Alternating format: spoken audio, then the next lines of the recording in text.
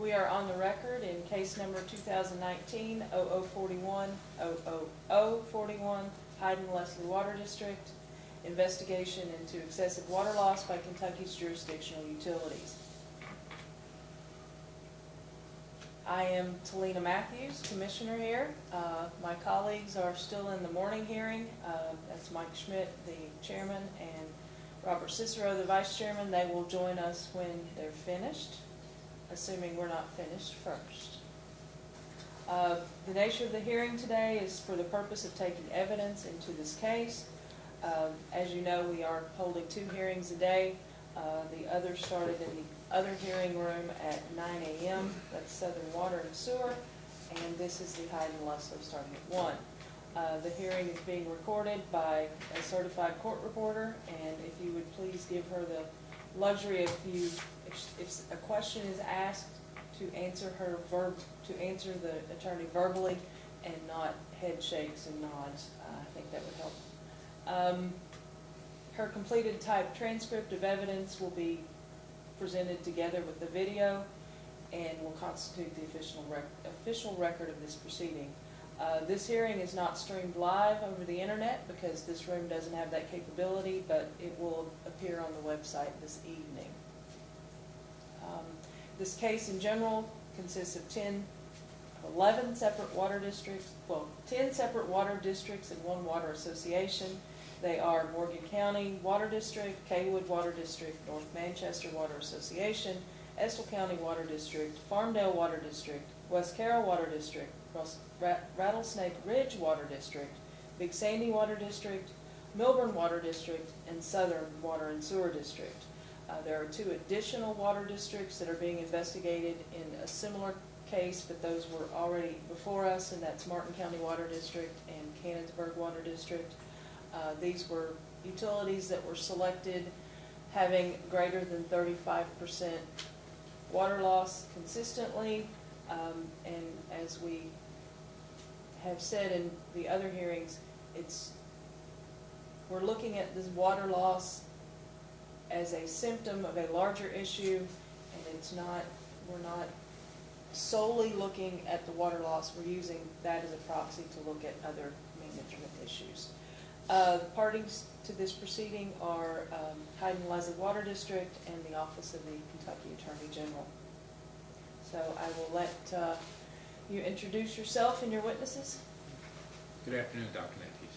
Appearing on behalf of Hyden-Leslie County Water District, Gerald Wucher. I'm with the firm of Stoll Keenan Ogden, LLC. Address is 300 West Vine Street, Suite 2100, Lexington, Kentucky 40507. As directed by the Commission's order, I have with me Mr. Augustus Roberts, who is the Chairman of the Water District's Board of Commissioners, and Mr. L.J. Turner, who is the General Manager of the Water District. We also have Mr. Mike Maggard with the engineering firm of Sisler Maggard Engineering. Mr. Maggard is the engineer for the Water District, and we can make him available if staff desires to answer any questions. Both Mr. Roberts and Mr. Turner are appearing under the order of the Commission. Mr. Chandler. Afternoon, Commissioner. Kent Chandler on behalf of the Kentucky Office of the Attorney General. And for staff? Andrew Bowker for Commission staff, along with Eddie Beavers. We do this a little differently than typical hearings because this is more evidentiary and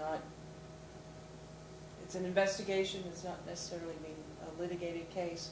So we're going to let staff go first, then let Mr. Chandler go, and then you can clean up anything that you want clarification on. Okay? Yes, ma'am. Has notice been given? Yes, ma'am. Notice was published in the Leslie County News on June 27th, and proof of publication was filed with the Commission this morning. Thank you.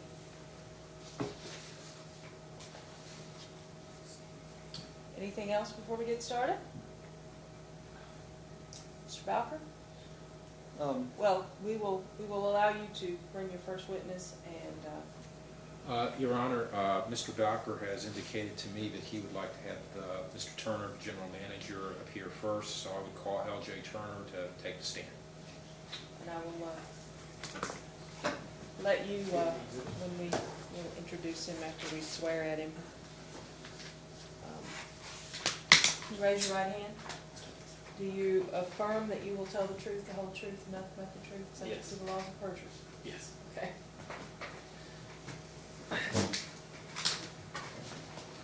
Good afternoon, Mr. Turner. Good afternoon. Could you please state your name and business address for the commission? It's L.J. Turner, 356 Wendover Road, Hyden, Kentucky, 41749. And are you an employee of Hyden-Leslie County Water District? Yes, General Manager. Okay, and how long have you been General Manager? August of 2017, so almost 2 years. And how long have you been employed by Hyden-Leslie County Water District? Almost 2 At the years. same time. So you came to the district as its general manager? That's right. I was General Manager at another utility. Okay, and in the course of this proceeding, there were several responses to commission orders and commission requests for information. Were you involved in the preparation of those documents? Yes. And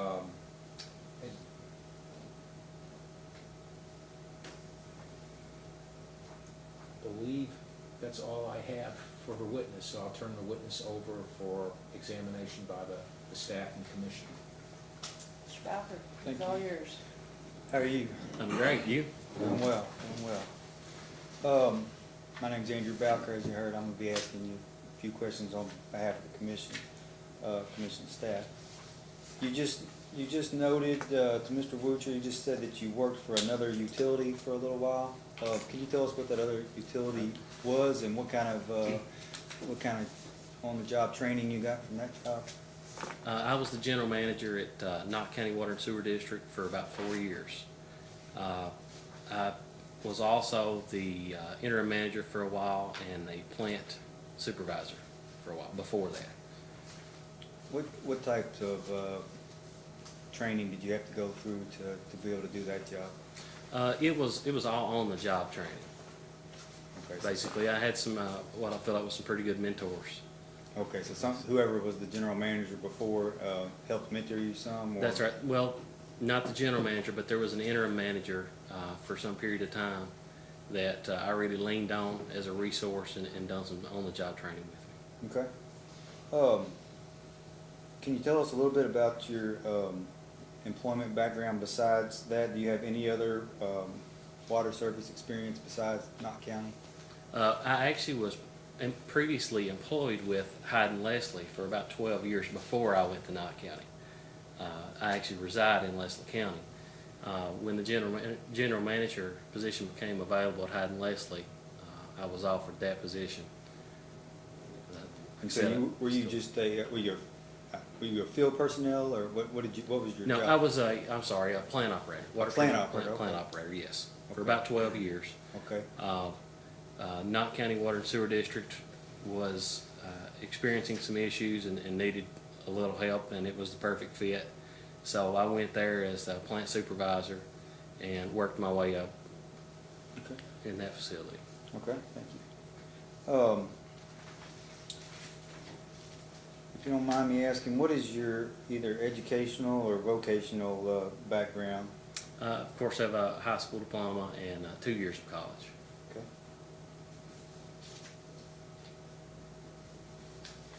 And as far as your training at Hyden-Leslie Water District, did someone show you the ropes, or was it on-the-job training at Hyden-Leslie as well?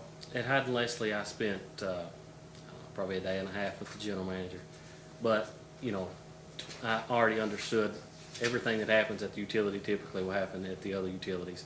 So there was some key information I got from him, and he was also there if I needed to reach out as well. Okay, so you had him on the line That's right. if necessary. That's right. While you got on your feet and everything. Yes. Okay. Is there any other training required as far as other than the on-the-job training? Have you done any other types of training? the water treatment plant certification, Mhm. that process that has CE hours involved. That's pretty well it. Okay. I'm gonna direct you to, the utilities response to question 20B. And this is a commission staff's request for information, the second one, dated May 3rd, 2019. So that's the second request for information, and it's question 20B. I won't skip around on you as much, but I do want to start with this one. Okay. Shoot. Do you see where it says job summary? Yes. And then in the first sentence begins with to direct and oversee all the operational. You see that sentence? To direct and oversee all the operational, financial, administrative. Are you looking at the actual job description? Is that what you're looking at? Well, the job, there's a job summary and then it says essential functions. Yes, That's okay, okay, I'm following you now. So the first one, the job summary, even though you all have already put this into a response and for a request for information, I just wanted you, before we get started here, and some other questions, I wanted you to go ahead and just read your job summary into the record, and then after that, I'd like you to read your essential functions into the record. Okay, the job summary is to direct and oversee all the operational, financial, administrative, and capital project activities of the district. This includes water treatment and distribution, accounting, billing, customer service, purchasing, warehousing, personnel and safety. In addition, the manager is the contact person for the district in all dealings with the press and local, state, and federal government agencies. And then the essential functions, if you don't mind. Number one, the manager directs all daily operational and repair maintenance functions. Number two, directs the purchasing, accounts payable, personnel, and payroll. Item three, coordinates and prioritizes both immediate and long-term planning of both daily operations and capital projects. Number four, works to prepare all monthly, quarterly, year-end financial reports for the commission. Number five, coordinates the staff, work with independent auditors during each year's audit process. Okay, I appreciate that, thank you. You're welcome. Your current annual salary is, tell me if I get this wrong, $65,955.49? That's right. Okay, and that's an hourly rate of $27.11 an hour? That's what it works out to be. It's a salary. And you got a raise, when did you get a raise, when did you get your raise? 2018. At the beginning, end? I think it was the beginning. Beginning of 2018? Yeah. And so you were at a salary in 2017 of $53,248.77? No, that salary is split up between the two different general managers. So that was So, half of that? No, I started I think it was the last week in August 2017. So half of that, or more than half of that, was the previous general manager's salary. Okay, so how much were you making? It started out 62,000 was the 62? annual salary, yes. Okay, so it started at 62 and then went to 65,955. Okay, thank you. Yeah. Can you tell us, as far as in your own words, why do you believe that you got the raise? Well, it wasn't a raise. It was a starting rate. Okay. The previous general manager, I can't attest to why he was getting paid what he was getting paid, but when they offered me the position, I told them to match what I was making, Right. and they actually didn't. They're a little lower, but since it was my hometown, I decided to take that position and take a little cut. Okay, so you wanted them to try to match what you were Right. doing in Knott County, but since you Right. lived in Hyden-Leslie, you would, The time benefit. right, travel and so forth. Right. Okay, I understand. Does the utility, if you know, have any plans to create a written employment contract between you and the utility? Not that I'm aware of. Okay, has that ever been discussed? Not to my knowledge. Okay, and do you have any idea why there has not been a written employment contract? I don't. Don't know, okay. I want to direct you now to question number 2 of second day of request. That's the That's the May 3rd data request again. And question number 2. Okay. I'm going to read just a little bit here, then ask for your response. In response to question 2 and Commission staff's second request for information dated May 3rd, 2019, the utility answered that rural development, how's it so hard to say?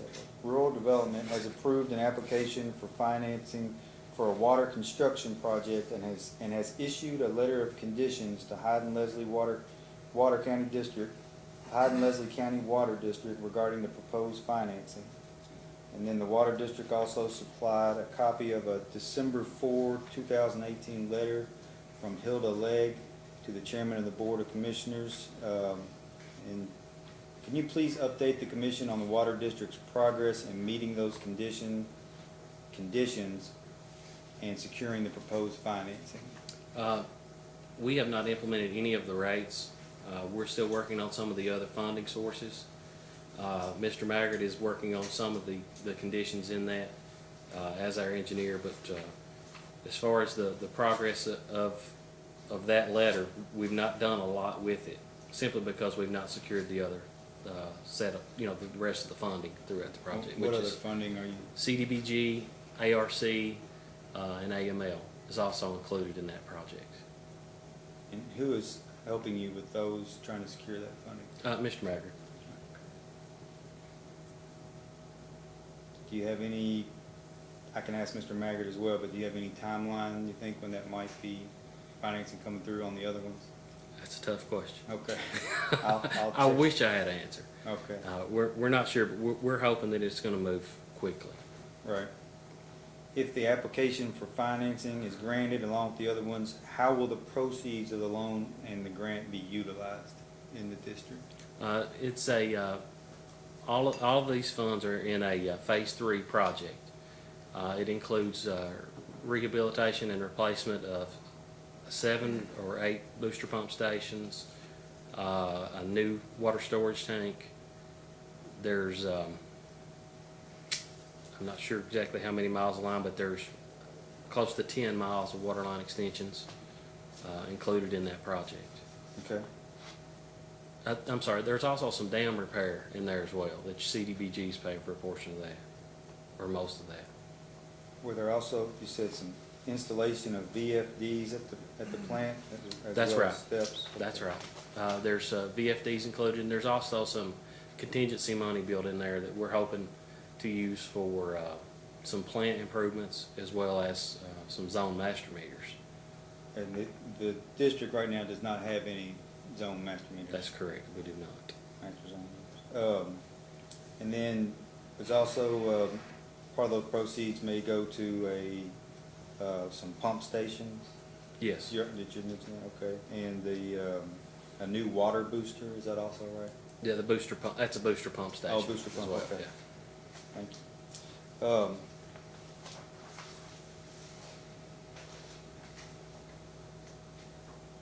And once you get the proceeds for the loan and the grant, what, have you all looked at a timeline about how long it might take to get each of these items done after you secure the financing?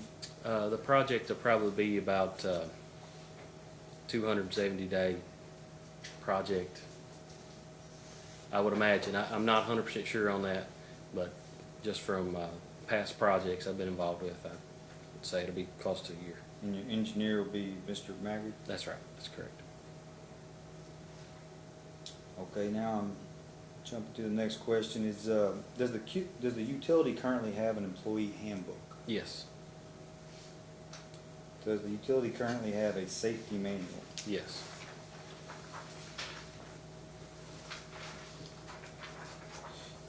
In question 1, the first question of the first data request, it states that the water district's water loss percentage was 42.9% for March 2018. Then in April, it went all the way down to 29.7%. Then back up to 38.7% in August. Then back down to 24.9% in September. and then was back up to 37.2% in December. Then it went back down to 23.3% in February. And do you know the current water loss percentage as of today's date, or The as close as last, possible? last month was 22%, I think. 22. The last 3 months, we've actually been at, I think 19, 22, and 21 or something like that. I've got that. It was 19 in April, was it not? I think. I If that's okay. I can look it up. I can Mr. send you- Bowker, Yes. just Uh-huh. we filed yesterday the compliance with the July 1 order, and we included in that compliance copies of the water loss report for May and June of this year. Okay, And so the June report indicates a 20.3 20.3. unaccounted for line percentage. Thank you, Mr. Butcher, I appreciate that. Can you explain why the water loss percentage has fluctuated so, I don't know, it's drastically, but can you state why the water loss percentage has fluctuated so much during these time periods? It seemed to go up and down a lot. The biggest contributor is just new line breaks. We have so many reoccurring and new breaks. If you go back and look at some of our documentations, we average about 20 line break repairs a month. So, and some of these months are worse than others. Any month that we have heavy rainfall and extreme cold temperatures, we see a great increase in line breaks. And during those periods where we have those increased breaks, our workload is tremendous. So there may be lines that leak for some time before we're able to get to them. Although they're a priority, you just got to fix one at a time. But those are the reasons for those big fluctuations. How many field personnel do you have? We have 5 that are full-time field personnel. 5 full-time, and then you as well? Myself, yes, and we have plant operators as well, but as far as dedicated to the field, we have 5. 5. And have they been on the job for a substantial amount of time? Or Very experienced. very experienced? Very experienced. I guess you could always use another one, but do you feel like you're fully staffed as far as field personnel? We could use one more with our current situation. If we could possibly get to a radio read, a remote read system, then we would be fine where we are. Right, to save on time, right? Right, absolutely.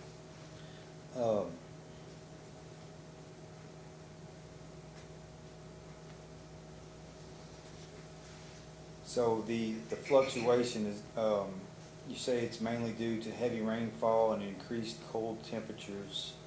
Any other reasons? Is there a pressurization issue as far as the line breaks, or has that been an issue? Well, that kind of goes along with the extreme temperatures and the rainfall. We have high pressures everywhere. Well, not everywhere, but for the most part, our system is under quite a bit of pressure. And why, So- why is that? Sorry to interrupt you, but why Well, is it? because of our terrain.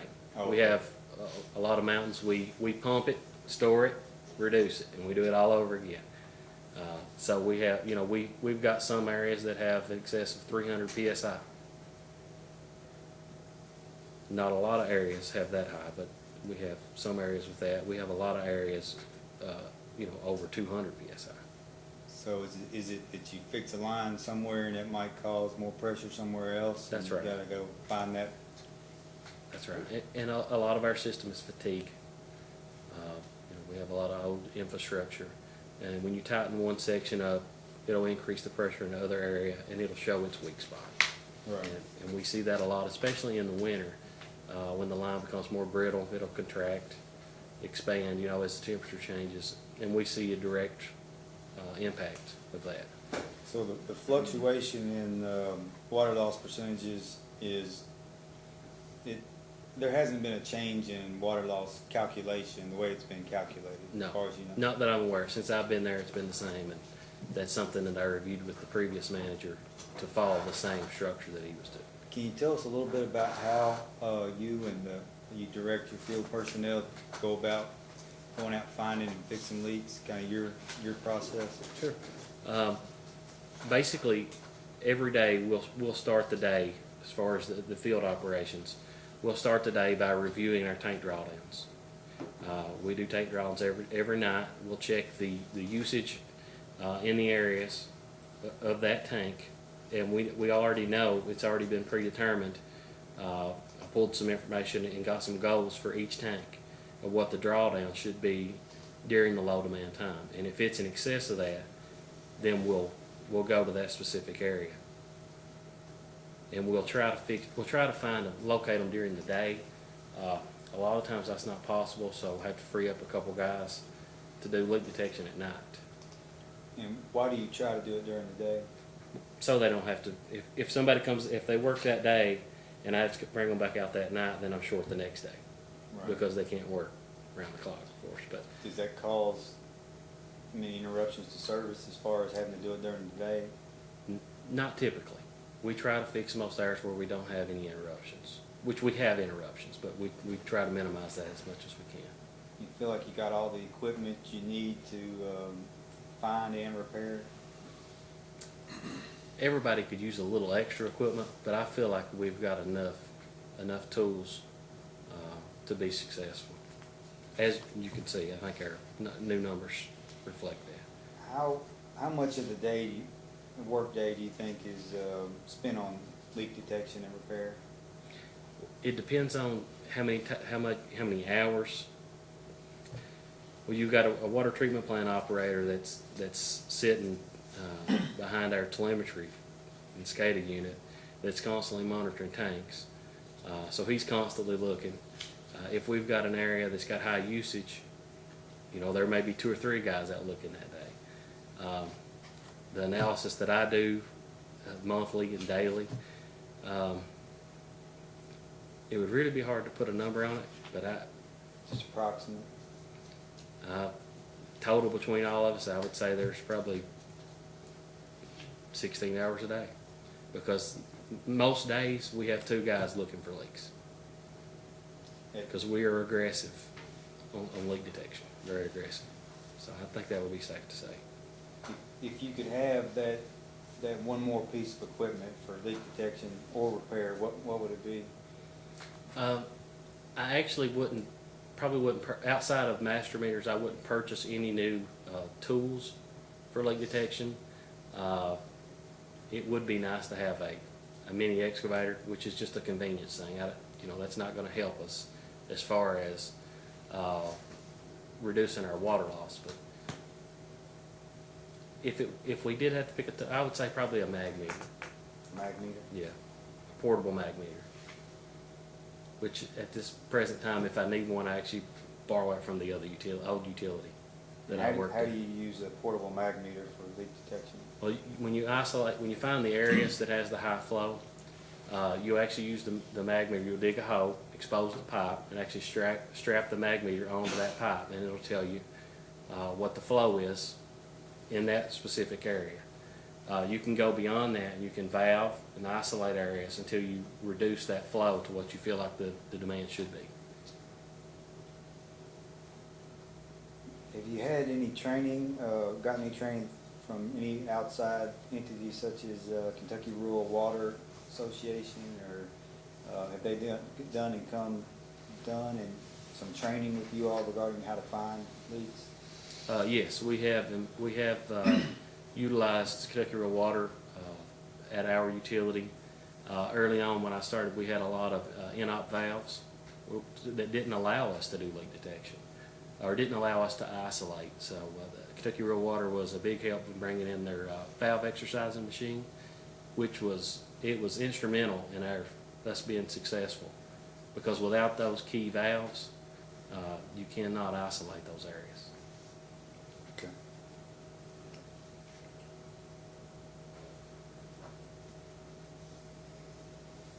Who at the water district keeps track of inventory? I have a day shift operator that also takes care of the inventories, Thomas Eddie Baker.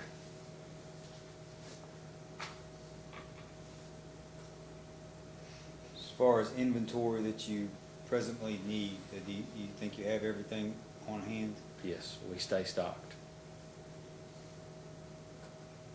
How many days does it take for the water district to read all of its customer meters?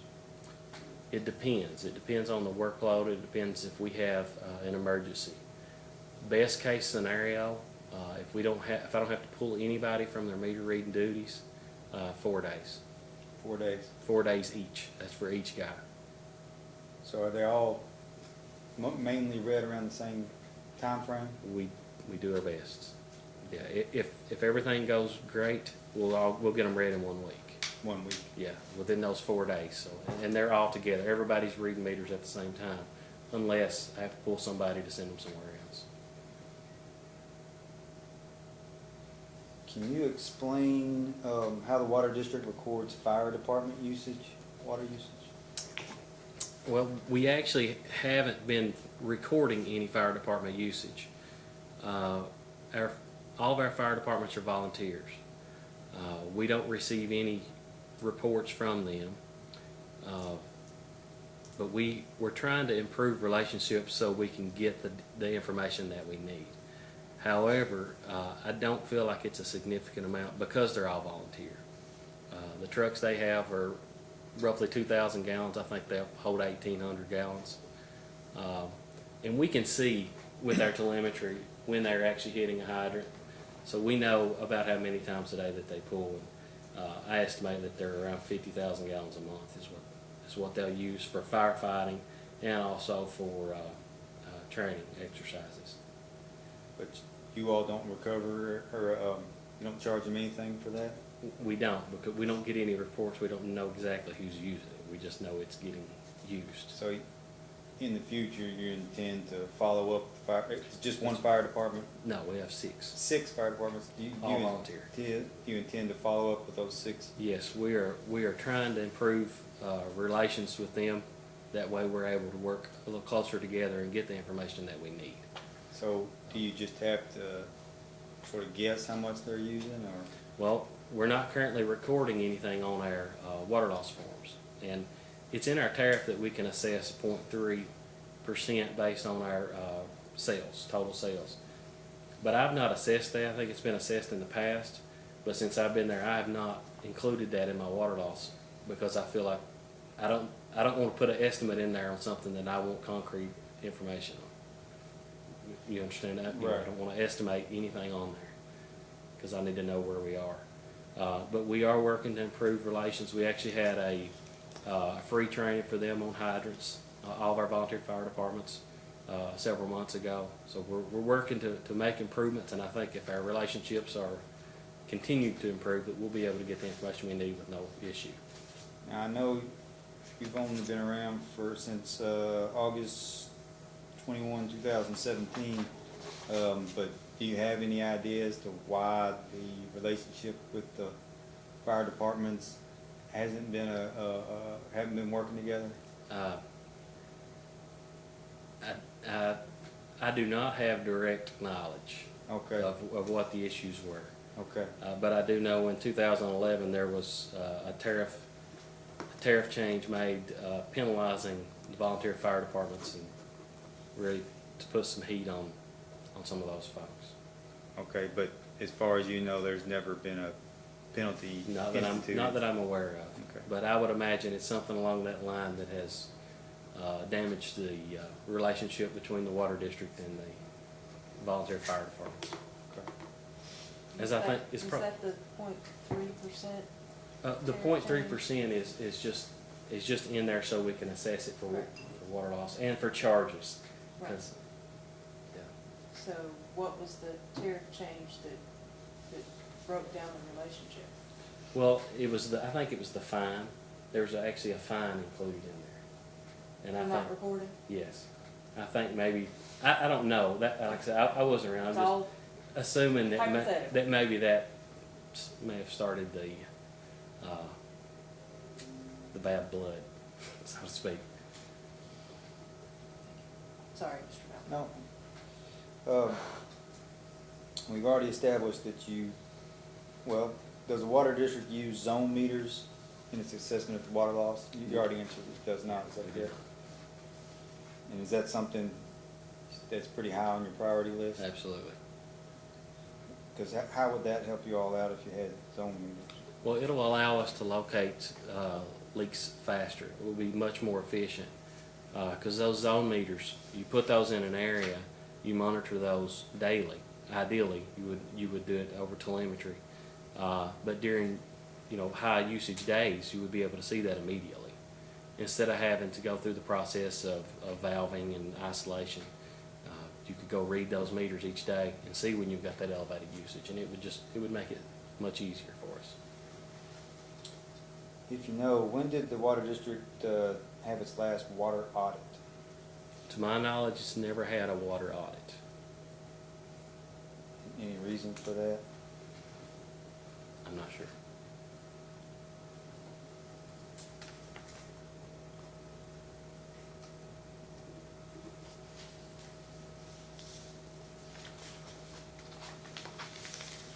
Are all of the water district's customer meters tested every 10 years to ensure that they are registering water accurately? That is the goal, but we are behind a little bit right now. And the reason is when I came to the utility, I didn't stop, but I didn't continue doing meter testing based on wanting to verify the information that I had on hand to make sure that we're testing the meters that actually need to be tested. So, but I think we were 160 meters or something behind, but this month we've actually changed 100 already. So we'll have all those up to date within the next couple months. So yes, but it is definitely the goal. So instead of checking for accuracy, you're just completely changing them out. That's right, because we're replacing because a lot of those meters are old.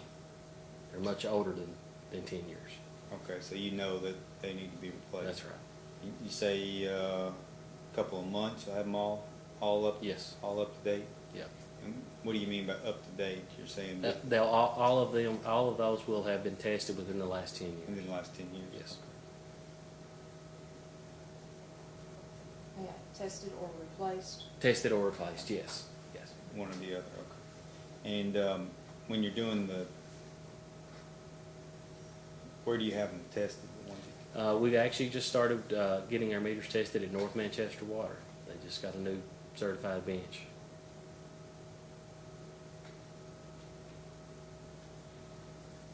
And are all meters replaced when their warranties expire? No. But that's a practice you intend to change? That is the goal, yes. We'd like to do that.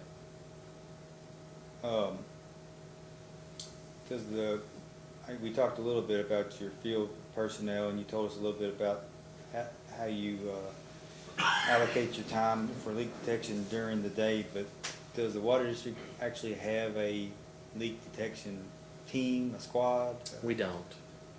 We don't. Is everybody all hands on deck as far as Yes. leak detection? We use all of our guys. We actually, it's our goal to do a 2-man leak detection team every Thursday night, and it rotates between those guys. And it's actually 3 2-man teams that I use. I use my plant operator through the days. Will actually rotate into that as well. So that's what we do. One night a week. Just going out in pretty late at night? They'll come in at 11 typically, and they'll work till 6 or 7 a.m. They get overtime for that? Yeah, well, typically they take off on Friday. So sometimes they'll get overtime, sometimes they won't. But they're certainly eligible for overtime.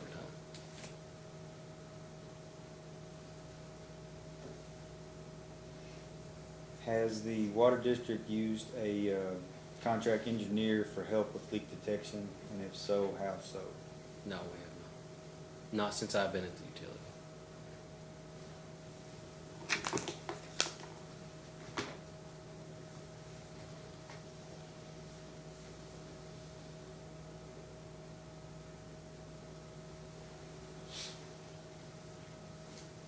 Has the water district used any industry specialists for help with leak detection other than Kentucky Rural Water? No.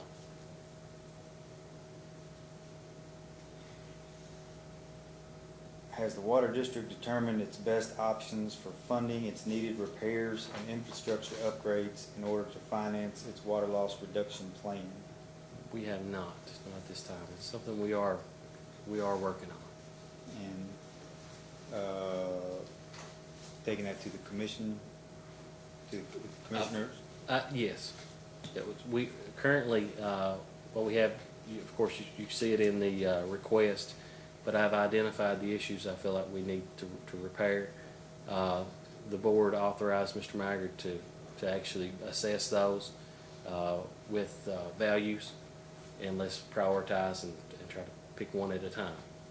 So that's To the knock them priority issues. list you gave us, the 1 through 6? It's actually not, it's not the priority list, it's the infrastructure repairs list. Okay. And what's on that if you? Well, there's probably 20 items on it, but those items are also on the top, the other list that you're referring to. Okay.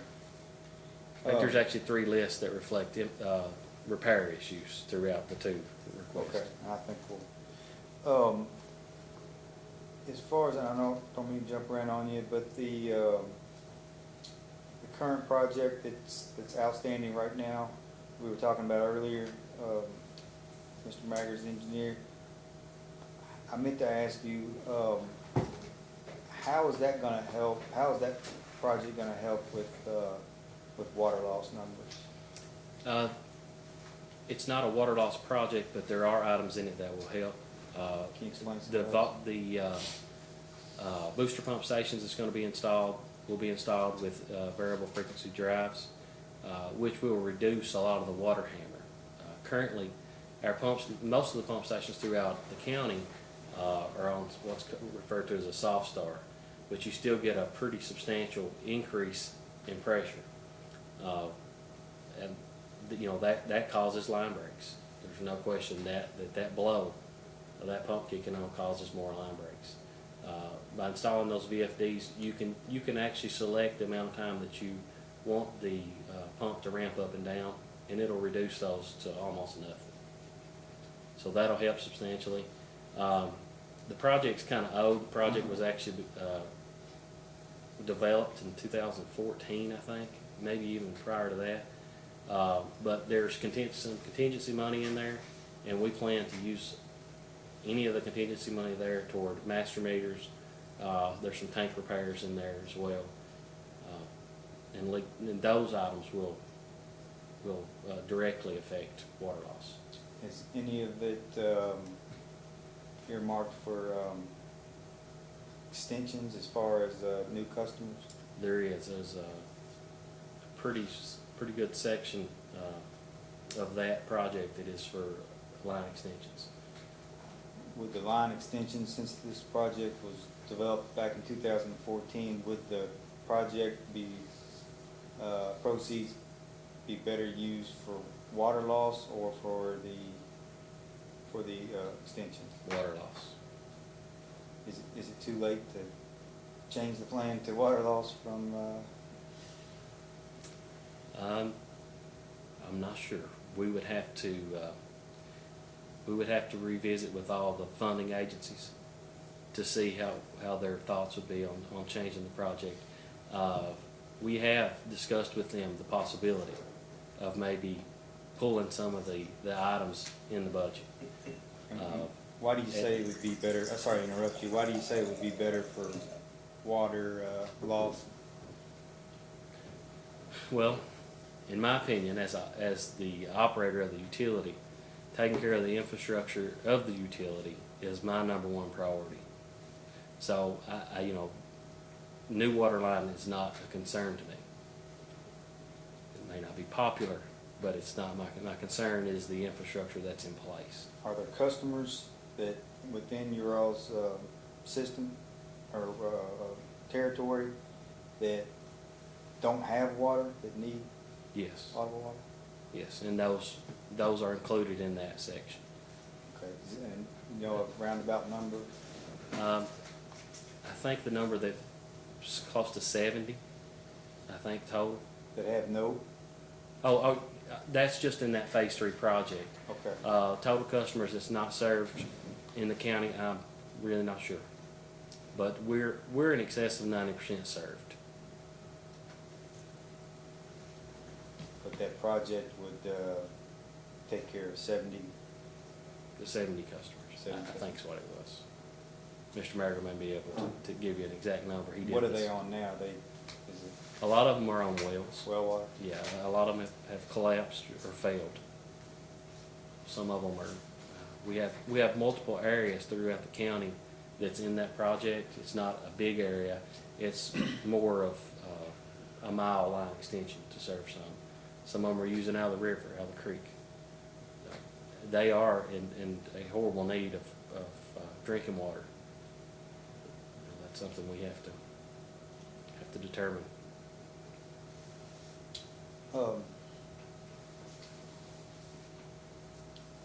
And you all have looked at all funding avenues, ARC, AML, KIA. Who's in charge of trying to secure funding? Mr. Maggard pushes that, but I'm heavily involved in it. But that project has a grant loan through RD, CDBG grants, 900,000. That letter of conditions actually has that all broken out. We have KIA, a loan request in for them for $1 million in case we need it. We just wanted to get in line, just in case we had another capital improvement project that we needed to do. But we have, I think it's fair to say we have exhausted most options for the funding for that particular project. Any other projects, I guess one at a time, but is there any other projects on the horizon that would be next in line? We have, in the WRIS system, we have a phase 4 and a phase 6. One of those directly addresses the asbestos cement line that we have that continues to fail. But the next project we have, we'll restructure. I would, in my opinion, the way it would work is the engineer and myself would get together and we would put together a water loss project, an infrastructure project that would have no new extensions involved. That would be our next project, but I think we would start, what I'm saying is we would start over. We would start over with our next project. And it would include the items that we've laid out in these responses. And taking you to those items, I've now located the, it's a response to data request 1, item 30. You all list the critical project that the district has in order of priority. I'll let you find that.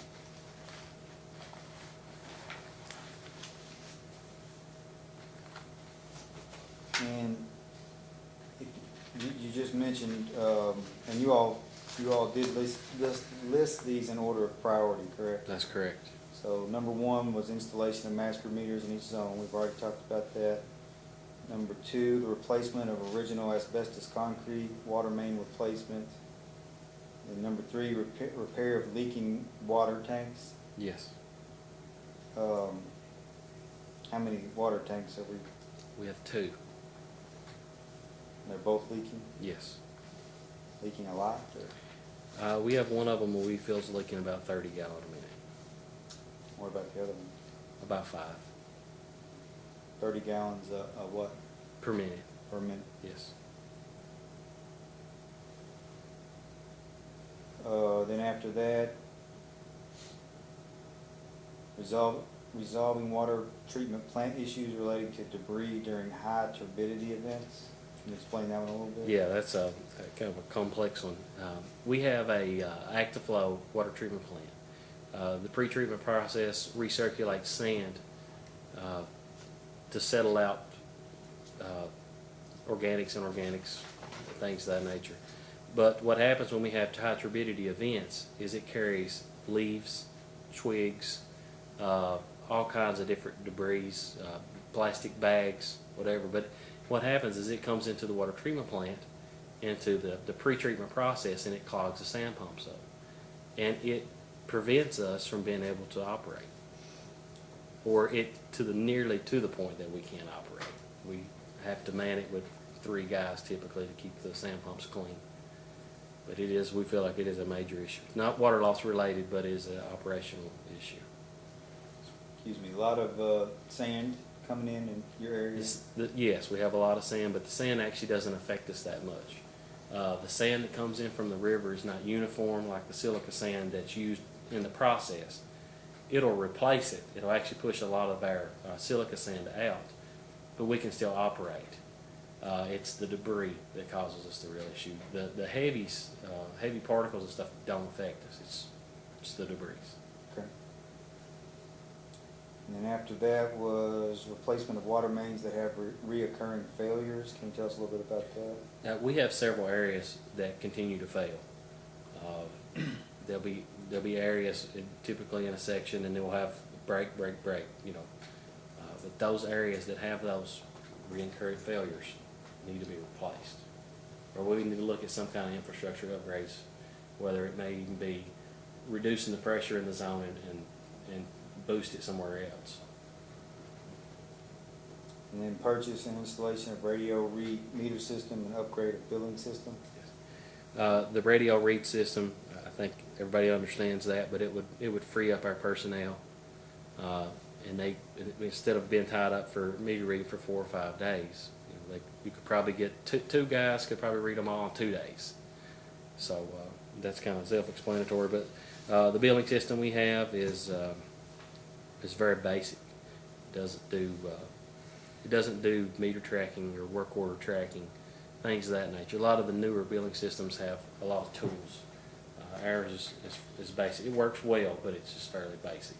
Now that, going back to your job, summary job description, is that in your area that you're going to be updating the billing system, or does that go to someone else? Well, I would oversee that. We have, Who's in charge of it?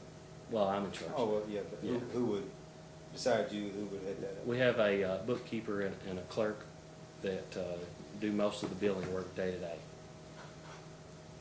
But you're talking about the company that would do, is that what you're asking? Well, do you have any background in finance, or does anyone at the water district have any finance background? Well, the bookkeeper's been there probably 20 years, keeping the books, so I would say that. But you have an idea as to how you would upgrade it? Absolutely, yes. I've been through billing upgrades a couple different times, so Okay. I'm very aware of how the process works Okay. and the questions to ask all these software companies. So you've done similar things such as in Knott County? That's correct. And so out of these projects you just listed, these 6 projects you just listed, how many of those 6 projects would help with water loss, master meter zones, A, B, C, E, and F possibly, but right? Pretty much all of them except D. the debris issue. yeah. F is questionable whether that would improve water loss. But it very well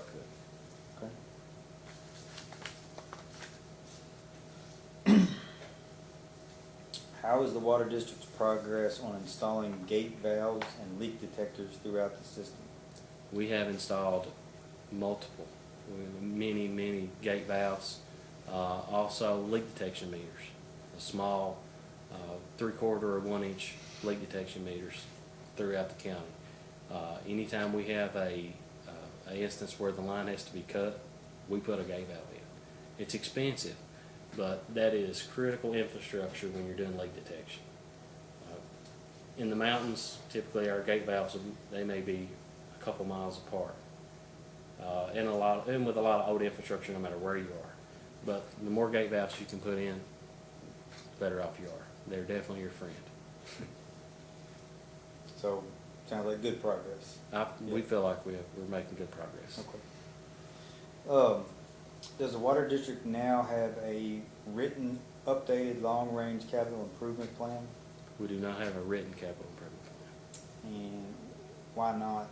Is there any reason why not? I'm not sure. Since I've been there, we've really been hammering on this phase 3 project along with some infrastructure issues. But I can't really speak to why there's not been one in the past. It is certainly something that we're wanting to reevaluate and start moving forward in the correct direction, because everybody is now aware of our infrastructure issues. And we feel some of those are critical. And so there's been some discussion about it at the commission meetings, Lots of discussion. about the long-range capital improvement plan? Yes. And has the water district ever had one, or is it just not updated? I can't speak to that. I'm not sure.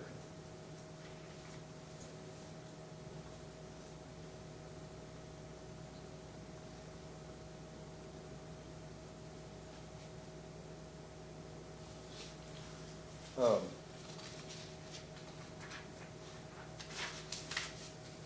Since you don't have currently an updated long-range capital improvement plan, can you describe in your own words what you think that a plan like that might possibly look like? Well, where we would start, of course, is the items that I've laid out, which were produced to the board long before this. But we would take those items, put values on them, prioritize them, and we just begin projects from there. We would set those out and then try to seek funding.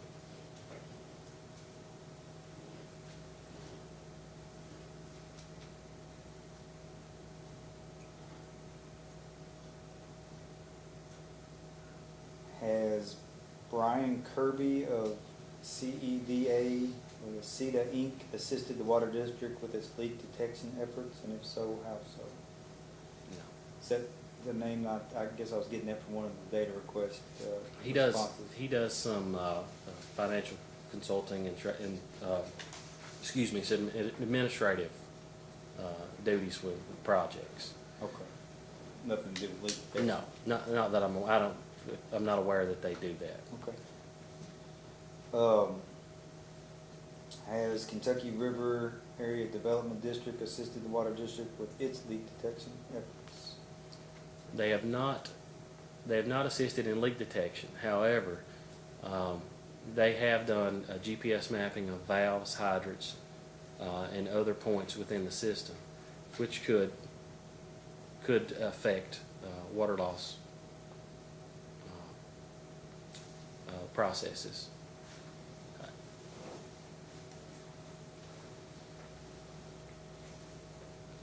Do you have your water lines mapped? We have, CRAD has all of our valves mapped, so they've got the points on the map, and you kind of connect the dots, but we do have some mapping there. We don't have any kind of interactive mapping, but we've got a lot of paper maps at our facility, some of them very old, but we do have a bunch of them. Plans to go to a GIS system? That is my goal, to do a interactive type mapping. That's what I implemented at Knott County. I guess it was the last year that I was there. We used a GeoSync Go. That's what we used, which was a good system. We could actually go in and edit the maps as we needed to. We could overlay the actual as-bills in that as well. So it's a very good tool, and I think it's critical for water utilities to have that type of mapping, because no matter how good your engineering firm or whoever does your maps are, they're going to miss some things. And throughout time, whether it may take 10 years, but you'll find something that needs to be corrected. And if you have it in a GIS or other types of mapping, you can edit that as you go. So I think it's critical, and that's something that we definitely want to move with. How much of the system is mapped? Distribution system? The biggest majority of it is mapped, to my knowledge. What portions aren't mapped? We have found some small areas that are not mapped. We have a small section in town we don't have any maps on. Most of them that we don't have anything on were the original as-bills from 1967. There are a couple of those, but for the most part, we do have mapping. That's going to be a future project? Or, Yes. But we want to do like a GIS type system where we can edit and take on the fly. Any approximate time frame for when that might happen? No, not really laid anything out. We got a lot of items on the priority list. Burner, okay. Does the water district now have a written preventative maintenance program for its plant, pump, and storage facilities? We do, yes, You do? yes.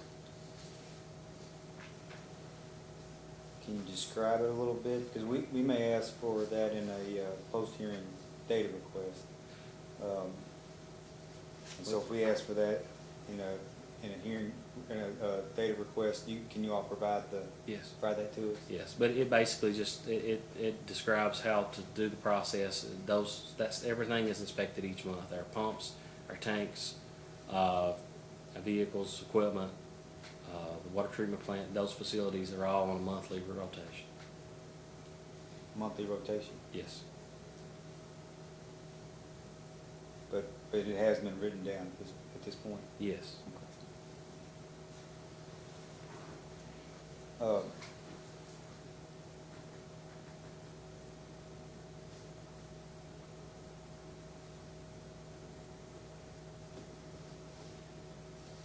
Do you believe that your field employees are given a competitive wage, or are you having some issues keeping anybody as far as not being able to pay them a competitive wage? We feel that they have a good benefits package altogether.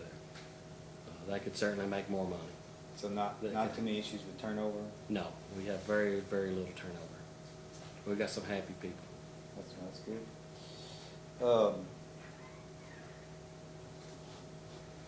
Do you know when the water district last came in for a rate increase? Through the commission, I do not know. I know that the water district has had rate increases through the rural development process. The last one was in 2010. I believe, and correct me if I'm wrong, the 2010 was PSC case number 2010-384, and that was part of a pursuant to KRS 278-023, so that was a federally funded project. And then the only two other rate cases I could find was also, I believe they're both also 023 cases, and one was in 1989 and one was in 1993. So to your knowledge, besides rate increase in 89, 93, and 2010, is that all the rate increases that you're aware of? That's all I'm aware of, yes. And how are you able to maintain financial stability with coming in very, very seldom without a rate increase? Well, the utility, fortunately, the utility was able to put some money back in past years, but currently the utility is operating in the red, which everybody is aware of, but everybody's been waiting on the RD project for the rates. But we've been able to make it through because we've put some money back in the past. Do you have a depreciation account with a balance in? We do, yes. Yes, it's actually overfunded. Trying not to skip around too much on you here, but does the water district now have a written policy or procedure, written operating procedure that addresses the process and length of time that you take for the utility to fix a known or reported leaking water line? The leak detection plan that I'm not sure if it has a time on it because we can't feasibly set a time. We fix them as soon as possible. As soon as they're reported or we're aware of them, we fix them as soon as we've got guys to fix them. But there's not a time set on it. But it's not written down. I'd have to go back and look at my plan that's in here. I think it doesn't have a time, but it says as soon as possible, or something to that effect. Is leak repair still given a lower priority than meter reading? It depends on the leak. If it's a small leak and we're reading meters and trying to get through the deadline, because The issue with meter reading, if you stop and you don't read meters for 2 days, then all your numbers are off, because then you're comparing, you're comparing apples to oranges anyway when you manual read meters when you do water loss. But it's even worse. That even gets farther apart whenever you have to delay. So if it's a small leak, we'll continue to read meters. If it's a leak that may cause interruption, we'll fix it immediately. Or if it is a big leak, say if it's 10 gallon a minute, we'll stop whatever we're doing to repair it. Right. If it's 2-3 gallon a minute, we'll just let it go.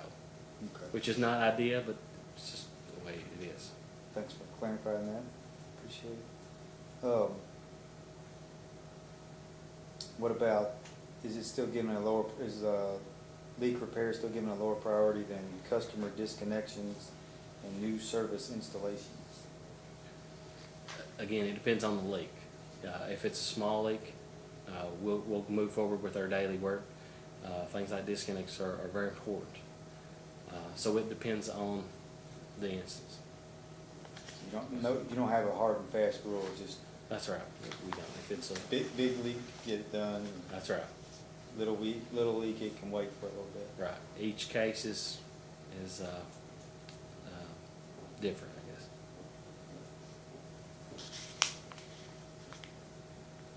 Out of the 5 field personnel, and I apologize if I've already asked this, but did you say that they've also received some leak detection training? Is that they were trained by Kentucky Rural Water?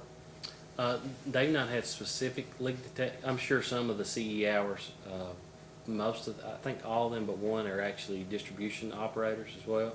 So they've had CE hours, and I'm sure that they picked up leak detection training along the way. But we've not had a specific leak detection training for them.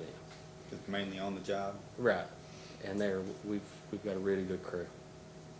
I'm sorry. We've got a really good crew, really experienced people. Has the water district now developed a written policy regarding missed customer billings or underbillings? We don't have a written policy, but we have a process that we laid out in the request. Can you explain that to us a little bit today, as far as the? So we manual read meters. We'll start from there. We manual read meters. The guys write the numbers down on the meter reading sheets. They bring them in to the 2 ladies that are in the office. They use a electronic keypad. They enter the meter readings in. As they're entering those, it'll give them their regular usage, whether high or low. When they get those usages, they'll go back and look at the data, and they'll generate work orders, and then we'll just start investigating them from there. So that's the process. Yes, that's the process. Any advantage to writing that out? Absolutely, yeah. We need to write that down. We're going to do that. Okay.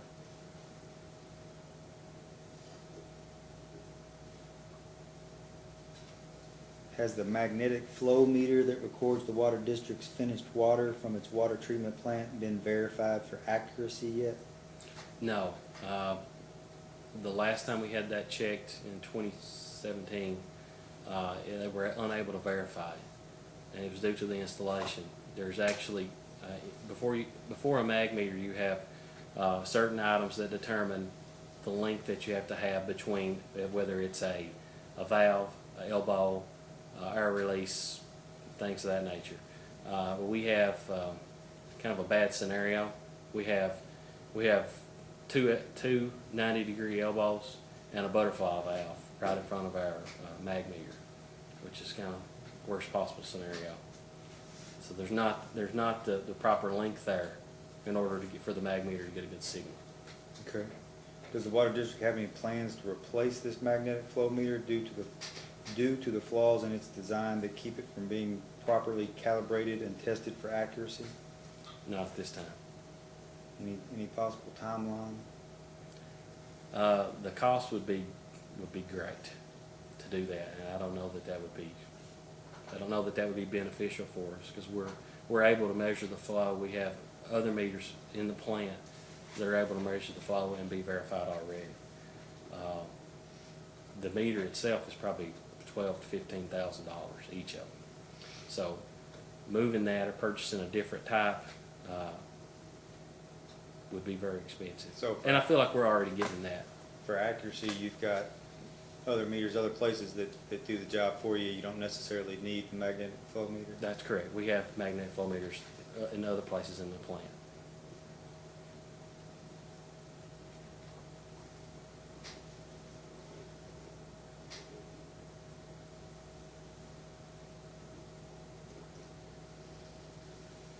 Can you please explain what kind of basic training that the water district's meter readers get when first assigned meter reading duties? It's fairly basic. The toughest part of reading meters is remembering the routes and where the meter locations are. When we get a new person, which is not very often, they'll actually spend several months reading meters with someone that has direct knowledge of it. And the actual reading, except for the meters, is very simple. But the toughest thing is remembering the location of those meters. Do y'all do any follow-up training as far as meter reading, or is it just all on the job? No, on the job.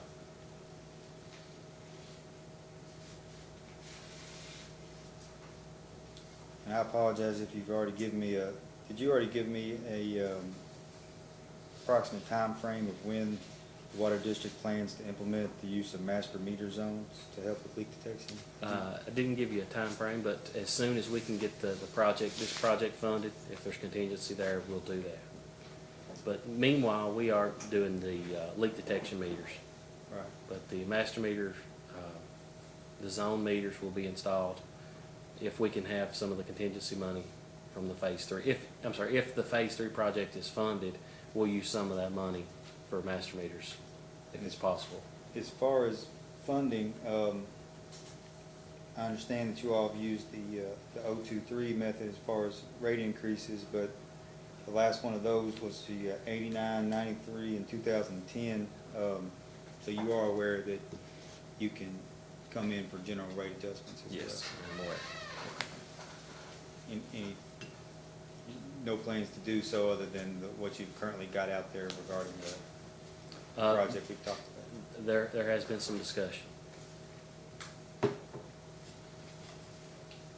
May I, Yes. have you zoned your system so you know where you want the meters and how many you need? Yes, we have. We'll identify those areas and where they would be. When does the water district plan to have a system-wide hydraulic model of its distribution system in order to evaluate pressure zones and flow? I don't have a time for that. But that's not been done. It's not been done. Well, let me take that back. We don't have a model. However, anytime an engineer designs part of your system, they'll build a hydraulic model. It's been looked at and it's been developed, but the utility does not have a hydraulic model or the software capability of doing that. Has the water district attempted to find funding to obtain a system-wide hydraulic model? We have not.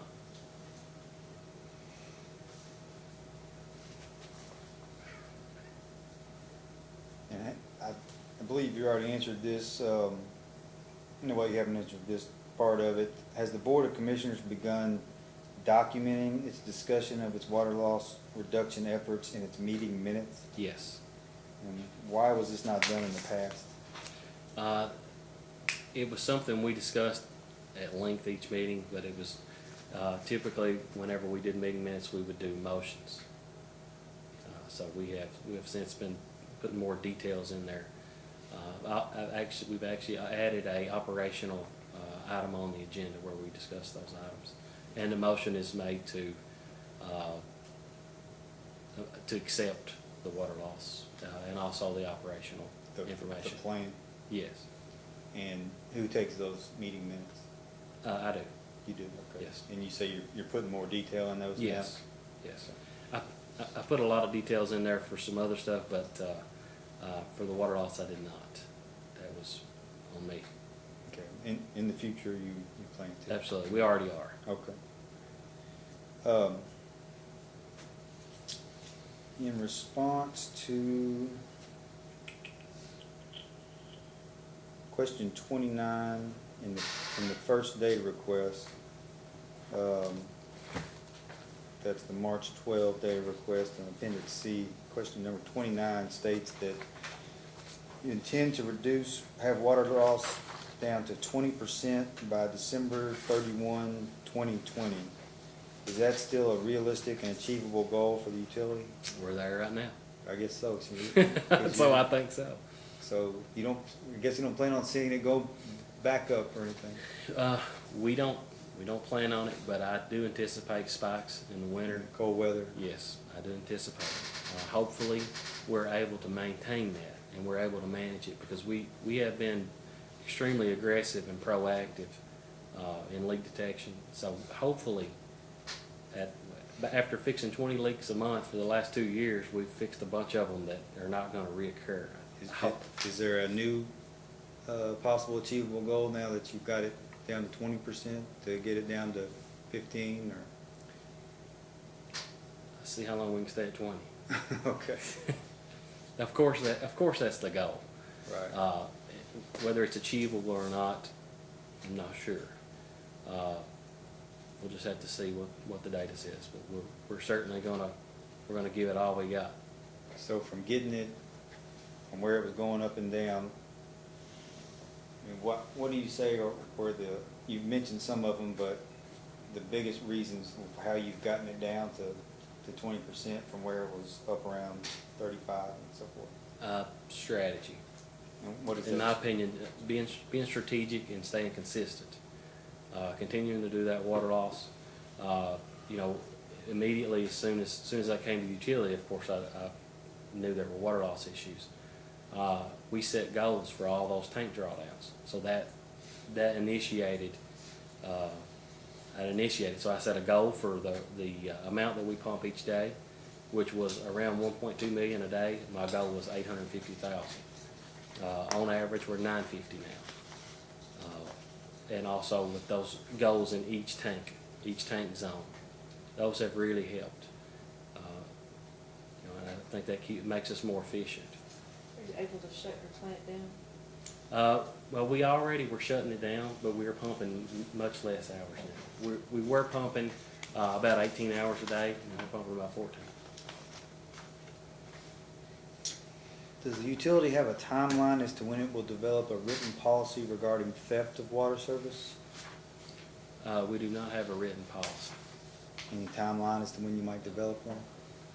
It's actually something that we need to discuss. I think maybe the next board meeting would be a good time to discuss putting a policy together for that. Can you please describe how the utility currently deals with theft of water service? We don't feel that we have a tremendous issue with theft, but if we have an instance where there's theft, we'll remove the service, the meter. If they tamper with it, then we'll completely excavate the area and remove the entire service, the tap and all. And then the customer will have to pay for what they've damaged, along with the new service installed and their old debt. Okay, and so just to give them, how many times before they? The first time, if they're caught stealing, we'll remove whatever device it is. If it's a straight pipe, or if they've stolen a meter from the next utility over, or used a radiator hose. We've got some pretty innovative people in our area, but we'll remove whatever device that they're using for theft. And if they do it again, that's when it's removed. That's when it's removed. That's when everything is removed. The Actually service. taken out of the ground. Yes, the box and all. Has the utility ever requested that theft of water service be prosecuted by either the county attorney or the Commonwealth Attorney's Office? Not that I'm aware of, but I have spoken with the county attorney about the possibility of prosecuting if we need to. So that's ever as far as you know? Well, it's not that I'm aware of Okay. that we've prosecuted anyone. Okay.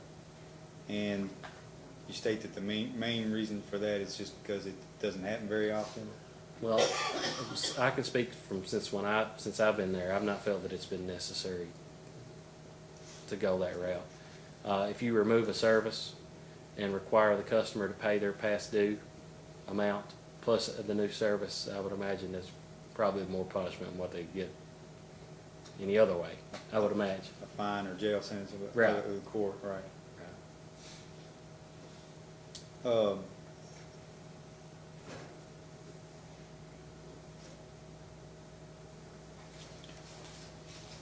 Why does the utilities tariff not provide a written policy for leak adjustments for its customers? I'm not sure. The utility has never had a leak adjustment policy. And why is that? I'm not sure. What, as far as an unwritten policy, what is the policy regarding leak adjustments for customers? If a customer has a leak adjustment, we'll set up a leak account for them that won't have penalties assessed on it, and they can pay monthly payments on it.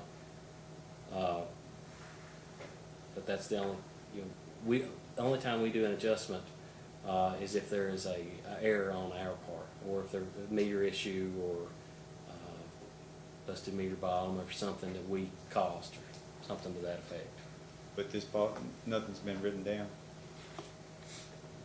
For when we do adjustments, yeah, I guess there's not, probably not. Any benefit of writing it down? Yes.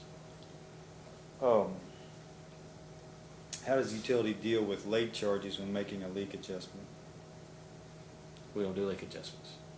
We don't do any leak adjustments for customers. So as far as tap fees, what are they currently costing the customers? $300.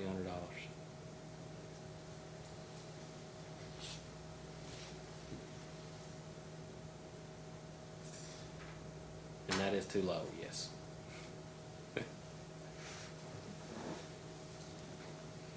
Yeah, so you think that needs to be increased? Absolutely. And we've discussed it, the board, myself, and Mr. Maggard, we've discussed that as well. Okay. We have some non-reoccurring charges we're gonna have to revise. Has the utility ever conducted a comprehensive water audit? Not that I'm aware of. Can you give us a timeline when the utility expects to possibly have a comprehensive water audit done? We've not discussed it very much. I'm not sure that would be, I actually don't know anybody that does it. Never been approached by anyone wanting to do an audit, or water loss audit.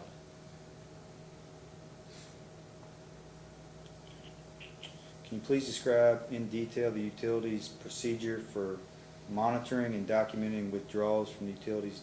Oh wait, never mind, scratch that, sorry.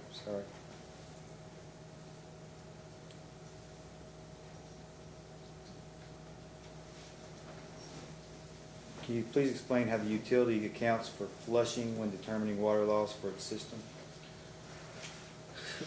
Well, when we did the responses, the response was that we actually estimate, whoever's doing the flushing estimates it and times the amount that they're flowing in gallons per minute by the amount of minutes that they flush.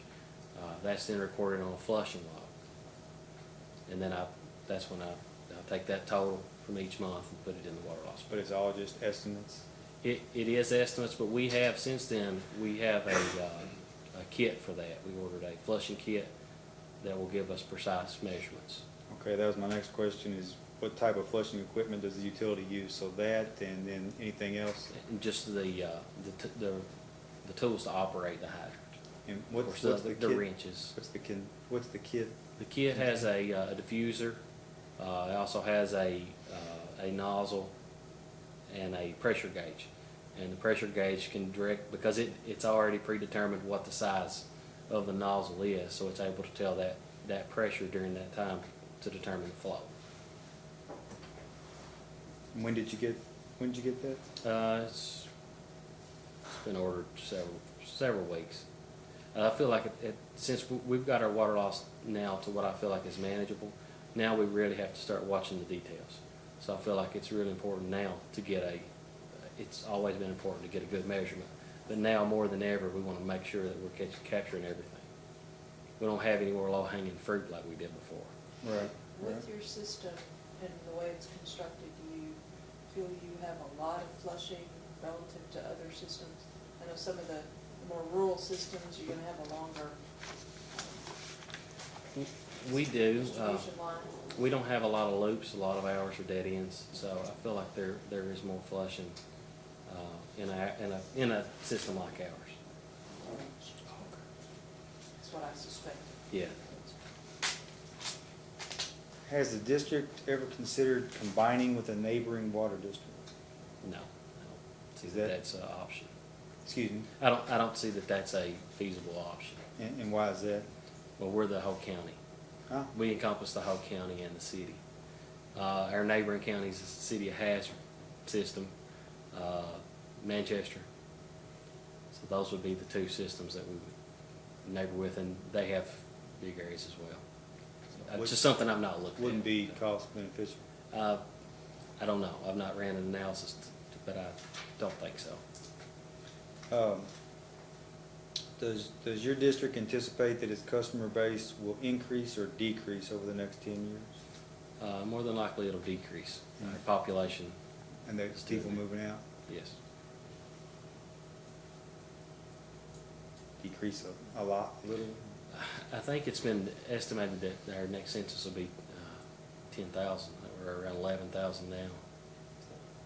I think that's what I've heard. So they're estimating us dropping around 10, unfortunately. Okay, I promise I'm about to wrap up with You're you. fine. You've been patient, and I appreciate it.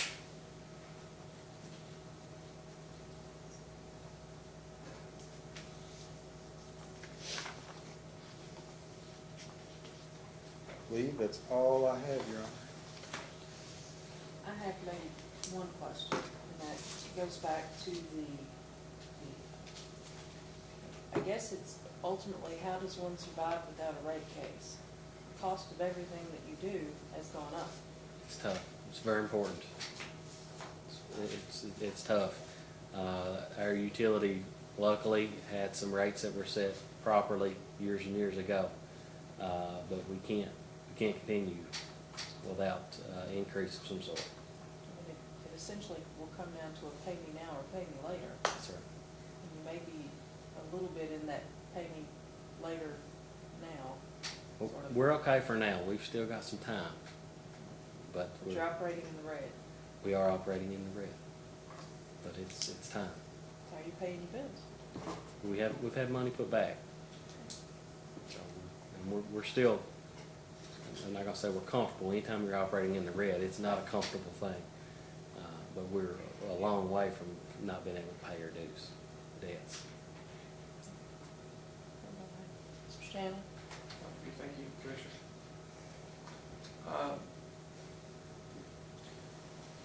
So, Mr. Chair, you've been involved in a merger. I wouldn't call it a merger, but a combining of jurisdictional utilities before, correct? No, No. I have not. How about the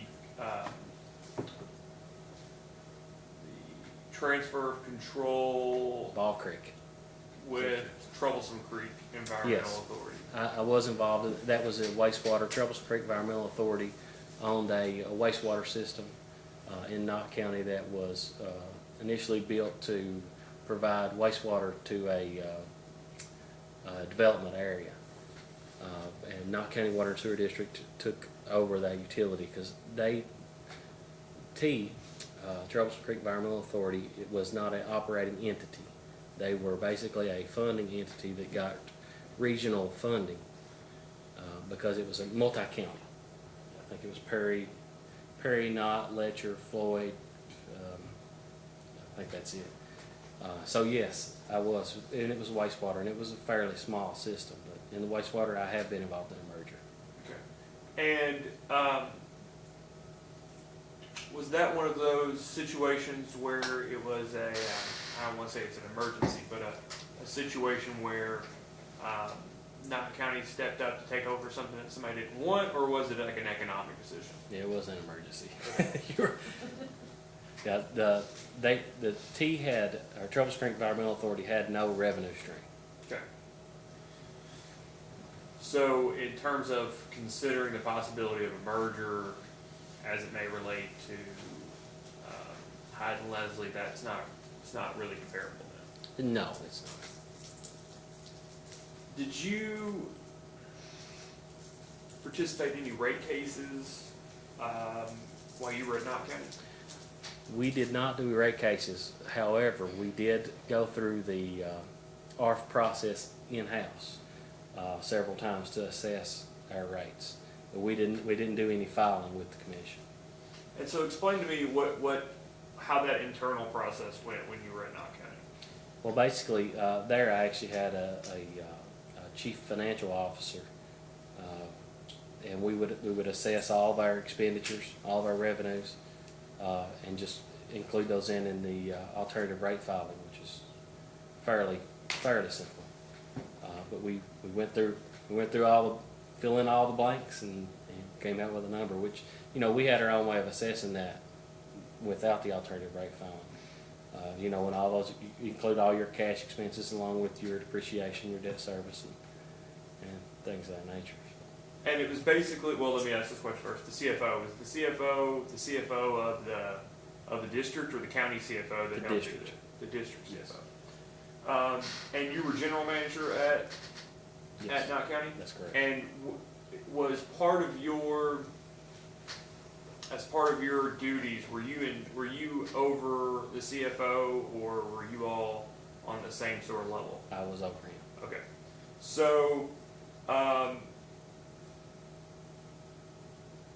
when you did the internal ARF process, you basically just went through and put in your year-end financials from the previous year to see if you all even could apply for and receive a rate change. That's correct. And so, in those internal discussions or calculations at Knott County, the determination was that you would not be able to receive an increase, or if you could, it wasn't worth filing for. Well, actually, neither. We could, and they would have been beneficial. However, the process was halted. Okay, Say- so the board chose That- not to move forward to with a rate proceed. increase? Yes. Okay. And with the staff that you, let me ask again, the general manager position at Hyden-Leslie, are you in charge of all office staff, including the financial personnel? Yes. Okay, so equal position as you were at Knott County, correct? Do you have or do your employees have the financial wherewithal to do the same sort of analysis that you did at Knott County at Hyden-Leslie? We are gaining that now. We are since I've been at the utility, we've changed a lot of the accounting practices, including all electronic accounting system. So we were always able to track it, but it's much easier now than what it was before. At Knott County, we had a system in place for years, so it was easier then. We can do it now. It is a little more difficult. So you have, for instance, your 2018 year-end financials, and you could do an internal analysis under, like you said, an internal ARF procedure. You could do that to determine whether or not you thought it was necessary or reasonable to ask for a rate increase, or what a rate increase may look like. Absolutely. Or whether you'd receive a rate increase. Absolutely. I've looked at those numbers at length already.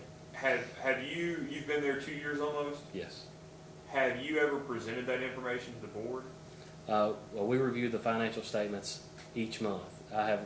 We have not done I've not done like a proposal of what the increase should be. But we have at length looked at the rates that RD has set out in the letter of conditions, and we have, like I said, we have analyzed those numbers to see if those will be sufficient multiple times. And I'll ask about those rates, because that's another line I'd like to go down. But have you been asked by the board at any time to look at this? Specifically to look at it in terms of an opportunity or the availability of a rate change? No, but I suspect it's because of the conversation about the rural development case and the rate increase included in that, but not specifically, no. But the board is, of course, I think as you noted earlier, aware of the financial situation on a month-by-month basis, correct? Yes.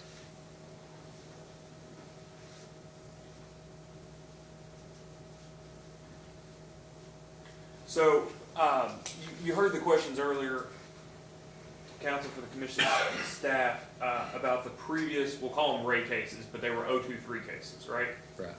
And your understanding is that in 2010, there was a infrastructure case, an 023 case that raised the rates, and in 93, there was a similar case, and in 89, there was a similar case. But you would agree that you're unaware of, at least in the last 30 years, of any actual rate increase tied to anything other than capital improvements. That's correct. I'm not aware of one. So no change in the rates as it relates to operating expenses. The operating expenses could be included through the RD process. And that's what I want to ask about. So it's been at least 30 years, more than 30 years, that rates were set, that were increased or changed for anything other than the 023 projects, the RD projects. And I guess my question to you is, as it relates to the current, the letter from Ms. Legg, regarding the project name is just water system improvements, but regarding the water system improvements project, other than ignoring the grants, right? Ignore the grants for a second, because those you don't have to pay back, correct? That's correct. In terms of the loans, is it your expectation that the increase in rates that would come with an 023 application with these projects would raise the rates any more than necessary for depreciation or debt coverage for these actual loans? My understanding, and I'm not real familiar with this process, but my understanding is you can propose these expenditures to rural development. They'll look at your previous financial statements, and they set those rates based on your new debt service, based on things like short-lived assets. If you feel like I think it's a 10-year span that you're going to have assets you're going to need to replace. Depreciation is not one of those items that they build in their rate making. But new expenditures, if you have new employees, if you feel like those expenses are going up, you can capture those through that process. That's my understanding. But I have talked at length with Clay McKnight, which is actually working on ours, about the rate that's set forth, and we still have some moving parts, but we're going to iron out the details of our rates and make sure they're sufficient. Well, I just wanted to ask, because you sort of allude to that maybe if this goes through, you may not have to come in for a rate increase. That's correct. But if this goes through, this is intended to cover the costs related to the project. It's not intended to recover additional increases in operating expenses or purchase power or increased chemicals, correct? My understanding is that it will take in all those items, increased expenses. Increased expenses related to the project, or increased expenses that have occurred since 2010? All expenses is my understanding. All expenses that you have, if you need more revenue, they'll set those rates accordingly to fund those items. Is my understanding.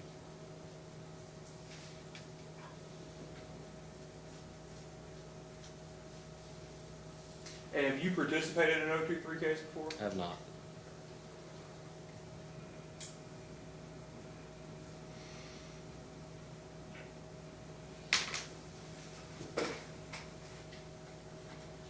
What's the average usage for the average 3/4 meter residential customer at Hyden-Leslie?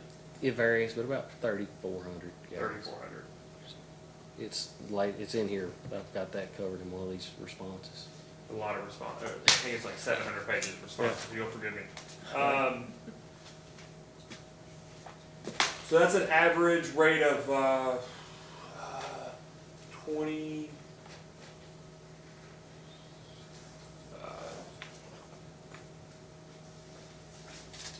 28, about $30 a month. Is that about right? Sounds right. Sounds about right. Let's look.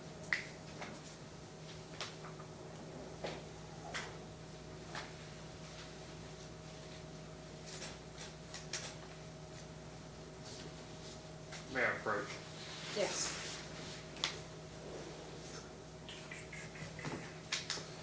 Just a quick map here. There it is, just a copy of the tariff. Okay.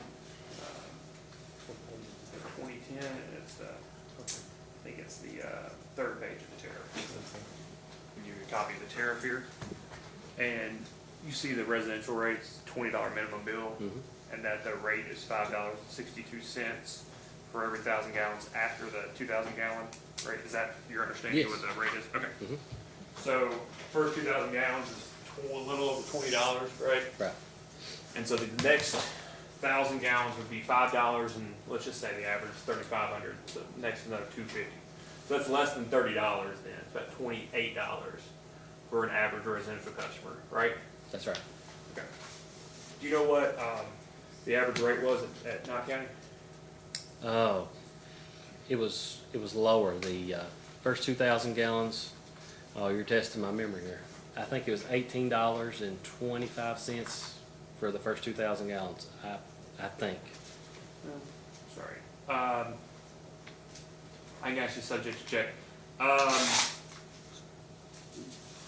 For the rates that were effective 2011, does it sound about right that the first 2,000 gallons was $18.25 For Knott County. for Knott County for a 3/4 meter, Yes. and then for every 1,000 gallons for the next 8,000 gallons is about $5.63. That sounds right. Okay. So a little bit less on the minimum bill and a little bit more on the per gallon for that first 8,000. Right. Okay. So do you know over the time period, how long were you at Hyden-Leslie before you left? About 12 years. Okay. So altogether about 14 years at Hyden-Leslie? So you were around you were around just after you were around before the 2010 023 case then? I guess so. Yeah. Do you know if the number of employees at Hyden-Leslie has significantly changed or has changed in the 14 years since you started Hyden-Leslie? Maybe about one or two. Increase or decrease in one or two? Increase. Increase one or two? Yeah. Okay. And when you say an increase of one or two, is the expectation that increase is an office increase or a field increase?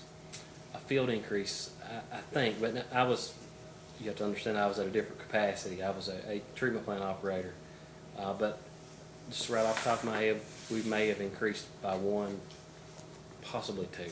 And when you say field, again, I ask, is that, do you think that's an increase in the treatment plant or out in the field? Out in the field. Okay.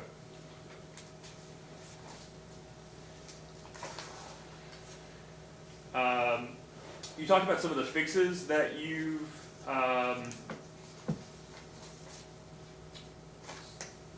alluded to some of the fixes that you've done over the last, let's just say, year or two.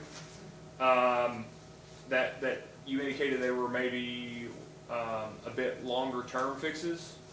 Can you discuss that? Yes. There was some of the parts that were used in the past were, I guess, some of the cheaper parts that you could buy, which we've seen recurring failures from those repair items. So we're buying what I feel like are better quality repair couplings and clamps. Okay. And are you replacing? What's your policy in terms of the length of line to replace instead of repair? It really depends on the diameter, the location. So there's not a policy necessarily for that. Of course, if you're doing service line, it's one single joint, or if you do a PE, a big PE line on a bore or something, sometimes you may have to replace all of it if you have an issue. Like your PVC in the ground, if you've got a small split in a 20-foot section, you may not replace that full section. So it really just depends. It's on case by case. Yeah. So you know that, right? You know what you're doing. The other people in the field, do they know on that case by case basis whether they should repair it or whether they should replace it? Well, they'll consult if they feel like it's something that may need replacing. They'll always consult that with me. If it's anything other than just a typical repair, they'll consult with me. And is there a dollar threshold that they'll consult with you, or size of the fix, size of the leak? There's not. They look at it from an operational standpoint. We all do. And do they know where their deference stops and where they need to go to you? Is that written down? Is that in a manual? Is that in a policy? That is not written down. And the change in the way things were fixed, is that something that you just did by buying new equipment, new things to fix, or was that a change in policy or procedures? It was not, it was just something that we did. We just changed the type of parts that we were stocking. And we also had the manufacturers of these items come in and make sure that we were doing proper installation on them as well. But there was not a policy written for that.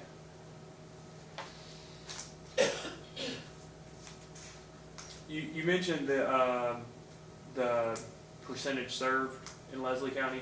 Do you know if the county keeps any material, or RCAP or anybody has anything on the number of homes that are unserved by centrally treated water in Leslie County? Not that I'm aware of. Well, and I ask because, you know, the project name Water System Improvements, you said part of that is extending initial service to 66 new customers. Do you know if, for instance, if you went a different direction, would it, for the same amount, do you know if there's anybody that's done a study as to, if you ran a pipe this way, you would get 70 customers, it would cost the same? Do you know how that process goes internally with the county or with the board? Well, this project was actually already complete, so I'm not sure, it was already formed, so I'm not completely aware of the process that they went through to put that together. But that area is, just because I know the county, is one of the bigger areas. Our Phillips Fork area is one of our bigger areas that have unserved customers. There's no areas in Eastern Kentucky that are cheap to serve, you know. But what happens when customers want service, they'll usually come in and do an affidavit for service, and they'll have the people in their area sign it. When they get so many signatures, we bring that to the board looks at it, and we'll weigh the options of who's going to be served. But to my knowledge, everybody that has put forth that process is on this next project, which is our Phase 3 project. Let me be clear about that. Everybody who has come into the office and signed an affidavit saying they would like to receive service or have signed a subsequent petition is going to be served by this proposed water system improvement. Not individuals, but areas. But individuals that come from areas and get more people from that area. Right, but everybody who wants water is going to have it with this project. I think so. I think it's everybody is included in that. And I may be wrong, but I think it is. I think that's everybody that I'm aware of anyway.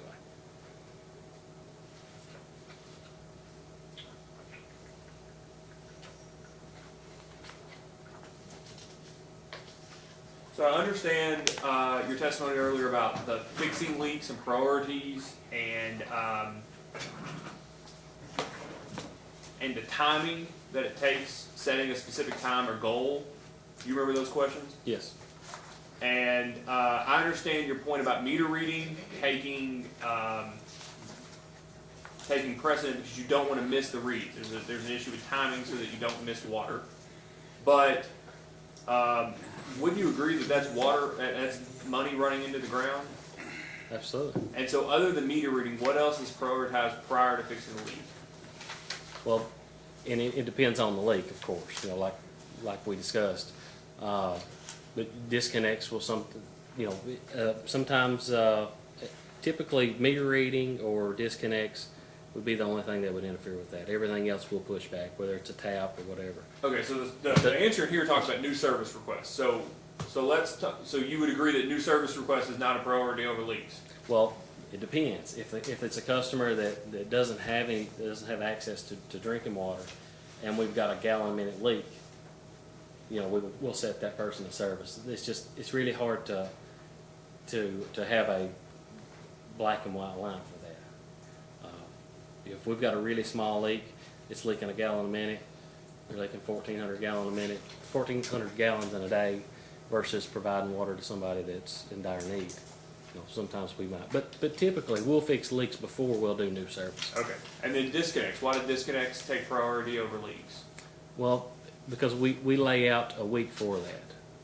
You know, we set a time out for those work orders to be completed, and it's a lengthy process. You actually, you know, you disconnect them and you have to go back and reconnect them, and we just try to do those in that same time frame because we'll have meter reading and other things after that. If we keep pushing those back, they won't get done. Okay. And that's, you know, and that's a But requirement. but not doing the disconnects isn't costing you any money. Well, It's inopportune, right? But it's not costing you money like a leak would be, correct? could. If a customer's getting disconnected, more than likely they're not paying their bill. So they're gonna continue to use water and not pay for it possibly. And so when you find out that somebody, you set a specific time to disconnect and not a number of days specifically from the time they get the notice. All the disconnects are done on the same week of the same, of a month. Yes, typically, we try to do it on the first week of the month. Because in our area, most people get paid the first part of the month. What's your policy on capitalizing fixes, repairs? We don't have a policy, written policy for that. Whether you capitalize repairs? Oh, I'm sorry. Yes, we do have a policy. It's in excess of 1,500, I think is what it is. I had to reference my, that's actually something we just put in place several months back. Who designed the mag meter setup? Are you aware? Their engineering firm, System Agri. Your current engineering firm? Yes.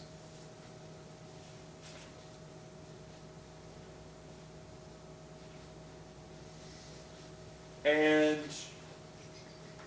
I think the last set of questions I had is about this tank leak that you described. So you have a tank leak right now that your testimony was that you believe it's leaking 30 gallons a minute. Correct. Do you know how many gallons a year 30 gallons a minute is? Yes. Are you aware of 30 gallons a minute is approximately 4% of your total water produced in a year? Yes. And so what would it take to fix the single 30 gallon a minute leak? Well, that tank will be be taken out of service completely, and it's a 1 million gallon tank, and that is the hub of our hydraulic system. So it is a major undertaking. So do you know when that tank went into service? Around 2011. That is the new tank from the 023 case in 2010. That's correct. So I'll ask it this way. Is that the 1.5, I'm sorry. That's the 1 million gallon water storage tank referenced in case 2010-384? I'm not sure of the case. Okay, so that's okay. But it's about 10 years old. So why is a less than 10-year-old million gallon water storage tank leaking 30 gallons a minute? I'm not sure. I wish I could answer that question. There were some repairs done early on to that tank. You know, this is all historical information that I've gathered from this person, and they got it from this person. But the tank was leaking years ago. It was leaking when I started Hyden-Leslie. Well, that would be an older tank then, because you started Hyden-Leslie 15 years ago. I'm sorry, before I came back as general manager. Okay, That's so okay. prior, at least 2017 or earlier, it was leaking. Do you know if it was leaking when you left? I'm not sure. Okay. So a 7-year-old million gallon water tank was leaking when you arrived. Yes. And do you know if it was, well, I mean, I asked you the reason, but do you know if it was damaged? I don't know. I don't know. We suspect that it's a foundation issue. It's not, the water's not coming out of the sides. It's not coming out from the panels Okay. of the tank. It's actually coming through the ground. Do you know who the contractor was on the project? I don't recall. I've looked at those documents, but I don't recall who they are.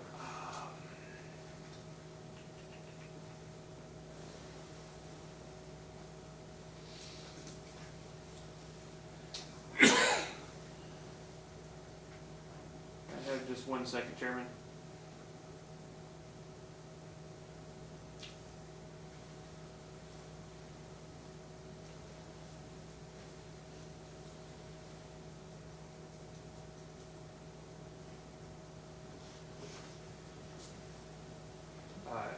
Is it your understanding that, is it Seisler Maggard was the engineering firm? Yes, And that's still the engineering firm? yes, it is. Today?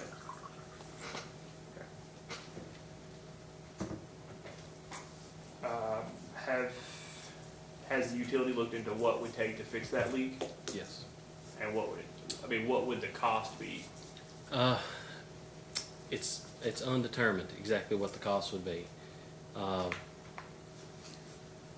My understanding is I've talked to some tank repair folks, and they say that they feel like they can fix it for about $80,000. $80,000? Yes. 1 second, let me do a little quick math here. Yeah.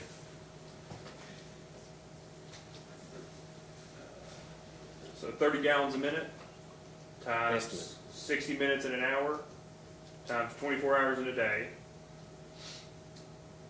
times 30 days in a month and 12 months in a year, 15.5 million gallons a year. And you all produce just under 400 million a year, right? That's right. So the cost to produce water is what, 82 cents? Is that sound about right? I think that was the figure. 87 cents? I think, yeah, that sounds right. It's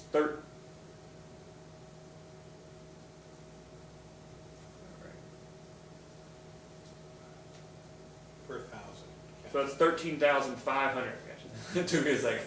$13,500 a year that's leaking out of the bottom of the tank, and it would cost $80,000 to fix it. I mean, approximately 30 Yes. million or 30 gallons a minute. Okay. And does that does the leak cause any other problems in terms of quality issues in the water? No. Or that you're not aware of? It doesn't cause any additional flushing or anything?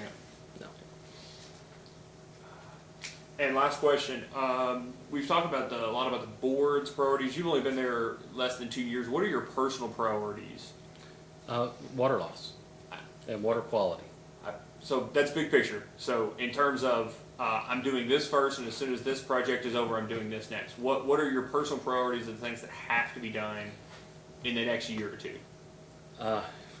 In the next year or two, it would be probably the top 3 items that are in here.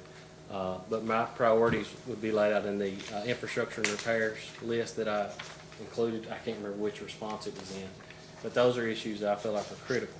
So one of your infrastructure, your capital replacement plan, I think explicitly said that it was not in any particular order. Is that the one you're referring to?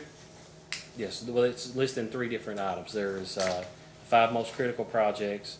There's also a list that is not prioritized, and there's a top 3 list as well.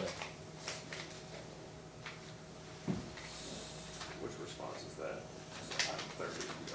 So item 30 to DR1, the 5 A, B, C, D, E, F, the first 3 A, B, C, D, the installation of master meters, the replacement of original asbestos, the AC water main replacement, and the repair of leaking water tanks are the top 3 Yes, in that order. yes, And then would you also agree that replacing those 160 meters that are outside of their 10-year period, or at least testing them, would also be short-term priority? absolutely. It is. And when do you all expect to get those 160 meters tested? We plan on having that done in the next couple of months. And do you all have a meter testing bench? We do not. We North Manchester Water's we've been using them for our meter testing, Okay. and we've already done 100 of those meters. So you have 60 left that are? Yes, And then you'll start testing again January 1, or is there another? we'll start testing immediately. We're not going to stop. That's all I have, Chairman. Thank you. I didn't know if the 2 returning commissioners would want to ask I her. have a question. I thought Mr. Chandler was gonna go down that road. It was a 7-year-old million-gallon tank leaking 30 gallons per minute. And I found to be a foundation problem. we assume that it is.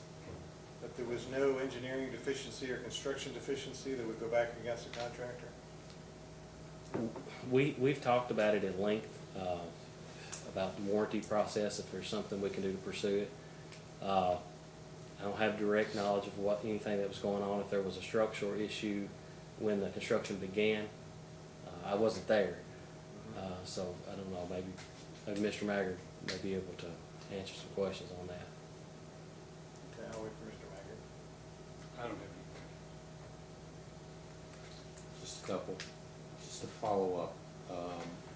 You mentioned that there were operational problems in order to make the repairs to that tank, but it was critical to the functioning of the system. What are the operational problems that would be presented if you tried to repair them? Well, that tank, in order to take it out of operation, we would have to put a temporary reservoir of some sort, because the hydraulic pressure of that tank determines everything on the inside of our system. So. Well, how difficult is that? Extraordinarily difficult. Because currently, the way we operate is we have a high surface pump at our water treatment plant. It operates on a set of levels. It kicks on and off according to the tank level. If you eliminate that, then you automatically eliminate your control scenario. I've thought about it at length, and what we'll have to do is we'll have to wait till we get our VFDs installed at the water treatment plant, which are probably roughly $80,000, I would imagine. But we'll have to set those VFDs based on pressure. So we'll actually have to add some control scenarios to the VFD to maintain pressure in probably maybe a tanker truck or something, and just hard plumb everything in. It may get a little more complicated than that, because there's all kinds of head loss factors and things that come into play when you're reducing a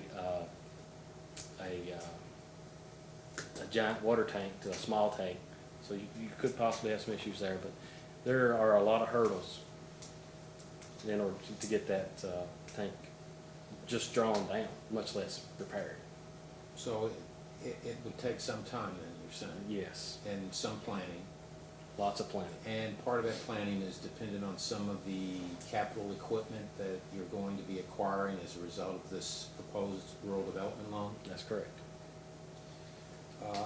I wanted to go to the rural development loan very quickly to make sure I understood, because it is your understanding that when rural development sets a rate or in its letters of condition, it's looking at the current and potentially future expenses of the water district when it sets those rates in the letter of conditions. Is that correct? That's correct. So it's not just looking at what's being added, but it wants to make sure that the water district has sufficient funds coming in, revenues, so that you're gonna be in good operational shape so you can pay the bill or pay the loan back to rural development. Is that right? That's correct. Okay. One other point that I wanted to go to, Mr. Bowker talked about the fact that you've reached your 20% goal and now suggested you bring it down to 15%. The level stated in the commission's regulation as the goal for not exceeding excessive water loss or having water loss. Do you remember that? Yes. Okay. Would you agree that at this point you have reduced your water loss from what was reported in 2018 by about 2/3? Yes. Okay, so, and your water loss expense that the district has calculated is about $61,000. So roughly, if you hold true to the 20% you're now at right now, it's down to about $20,000 that you'll lose from, quote, excessive water loss. Is that Yes. correct? Correct.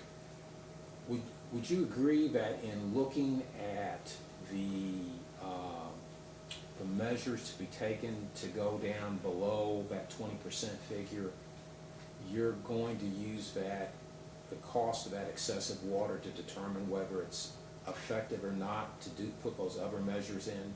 Yes. So it is possible that 20% for a system like yours with the terrain issues, the pressure differences, that 20% may actually be the goal, may actually be the optimal point. Maybe. Okay, but to do that, you're gonna have to look at the numbers. That's right. I need some more information. Okay, and I would assume that rather than just go to a 15% goal because it's in the reg, your all's position is it ought to be cost effective. That's correct. We are gonna do the best we can. If we can get to 15, that's great. Okay, that's all I have. Judge, to do a point of clarification for the record, I believe I asked whether you intended to go back down to 15%. I'm not sure I suggested it, so that, just for the record. And if I mischaracterized it, I apologize. No problem. Would anyone object if we took a 15-minute break? I was gonna ask for one more. We could come back at.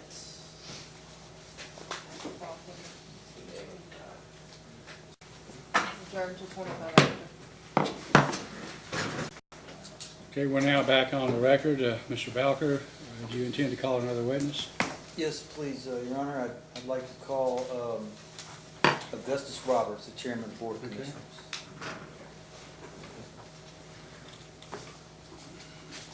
Please raise your right hand. You solemnly swear or affirm under penalty of perjury that the testimony you're about to give will be the truth, the whole truth, and nothing but the truth. Please be seated. I guess, Mr. Woocher, you're going to do the introduction. Good afternoon, Mr. Roberts. Would you please state your name and business address? Augustus Roberts, 1096 Allen School Road, London, Kentucky, 40729. And are you the chairman of Hyden-Leslie County Water District? Yes, sir. First, how long have you been a member of the Board of Commissioners of Hyden-Leslie? I think it goes back to 2007. I'm not positive. I think that's the year. And how long have you been held the position of chairman of the Board of Commissioners? It's 2013.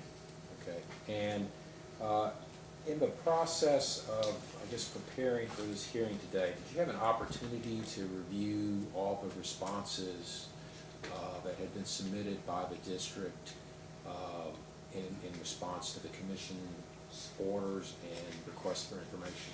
Just that. Okay. And that's all I have. I'll tender the witness for Mr. examination. Balker? Thank you. How are you, sir?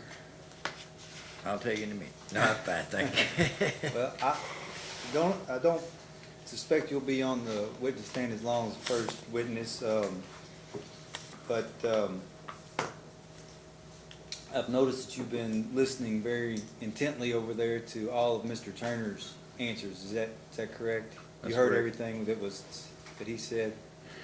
I just wanted to start right off the bat and see if there's anything that you're just you're wanting to get off your chest, chomping at the bit to say, as far as you want to correct the record for anything that he said, or add to the record for anything that Mr. Turner said that you'd like to, if you could do so now. No, I don't have. Okay, so nothing in particular jumped out at you? No. Okay. And as far as the priority of the projects, that we went into some discussion about the priority of different projects for the water district, do you agree with that priority list? I do. Would you have it in the same order? Yes, I would. Okay, wouldn't change that at all? No. Okay. What about the way Mr. Turner described those projects? Would you change or add to the description of the projects? No, sir.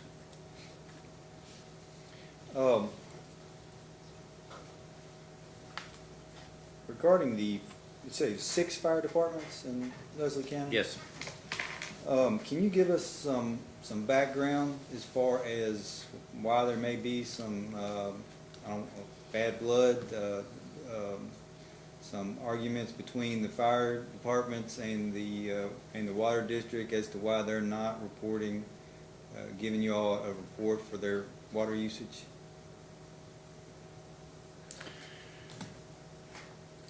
Well, probably not. I could go back and make comments that this done that and that and done that, but I really can't answer that. You know, there's been bad blood since I've been a commissioner. even before And you it got was there? before that, so I don't really know how it all started. And it's just continued over the And years? it's continued over the years. But I think now, with my new manager, that we're really making progress with that.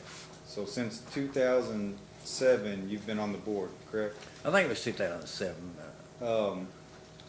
Since 2007, have the fire departments ever reported water usage that you know of?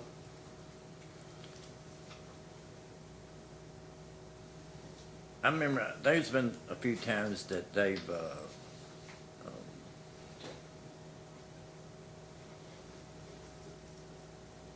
filled up a swimming pool or something and they've turned it in.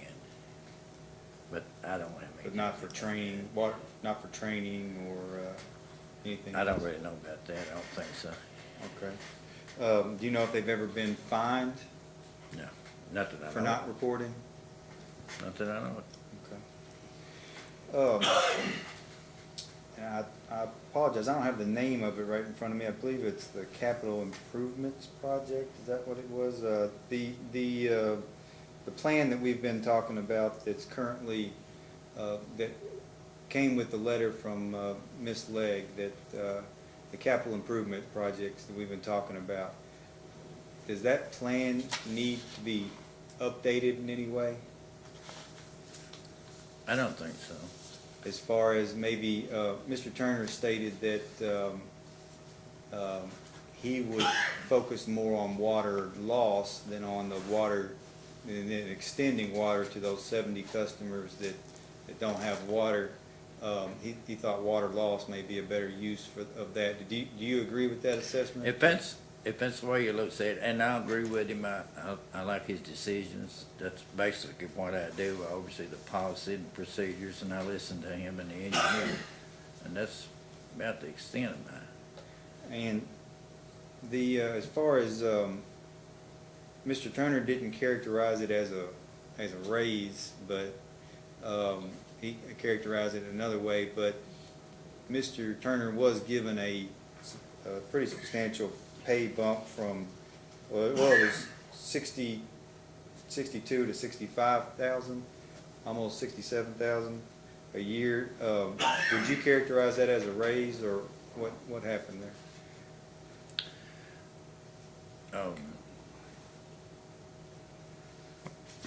Thinking back, when I think I was one that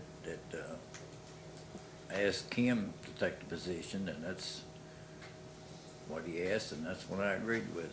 Were you trying to match what Knott County was I don't paying? really know. I think at the time, if I knew what Knox County paid him. But is that where you got that ballpark number? Sorry, you didn't look at what he was making before at all? No. Okay. But obviously you believe he's worth it, He's correct? quite worth it. I do. Okay. And why would you say that? He's well informed. And he knows the operation quite well.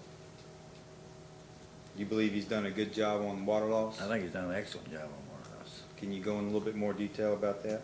And I think he will try to do better. Like I said, I don't keep up a lot with the operations. We meet once a month. And, Does he? which he does call me, if he has a problem or something, that we meet on.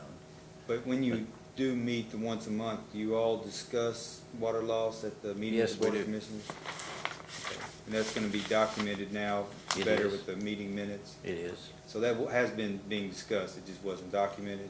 No, it wasn't that way. But water loss has been talked about? Yes. Would you say water loss is talked about every month, or just? Just about every meeting that we have, because we know it's been bad. And like I said, our infrastructure is pretty bad. In that same line of questioning I had from Mr. Turner, where the water loss has fluctuated over the years, that it started at a certain percentage and it went way down and then went back up. Do you remember that conversation? Yes, sir. Do you agree with Mr. Turner's assessment as to why it's fluctuated so widely over the years, as far Yes. as mainly cold weather and he said cold weather and I forget what the other one was, but Do you remember that assessment? You agree with that? Yes.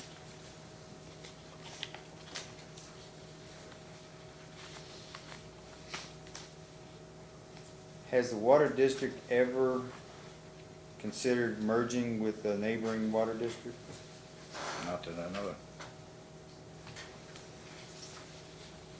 Any talk about it at all? Discussion? Not that I'm aware of. Does the water district have a long-range capital improvement plan?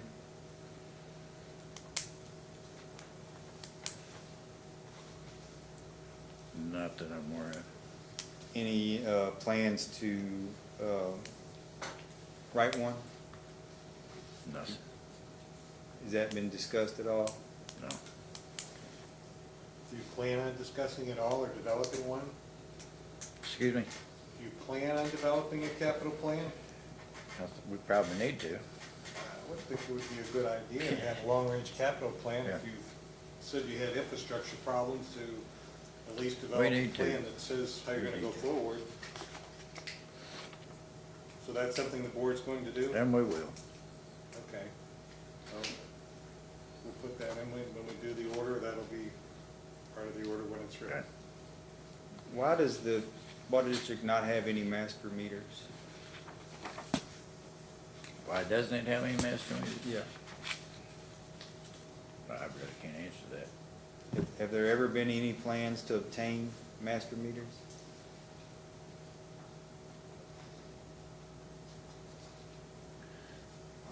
I think it's been discussed lately. I mean, going back, I have no idea, and I can't answer that. Okay. Has the water district ever prosecuted anyone for theft that you recall? No. Never? And why is that? Why has no one ever been prosecuted for theft? I don't know of any case where we've had that. Okay, so it just doesn't happen?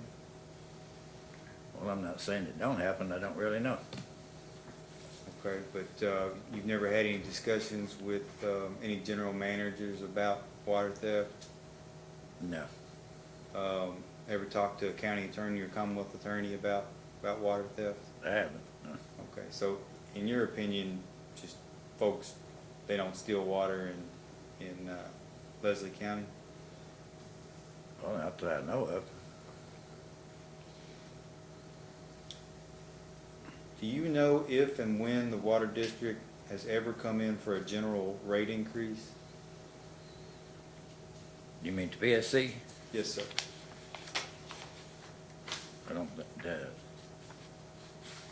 they never have they?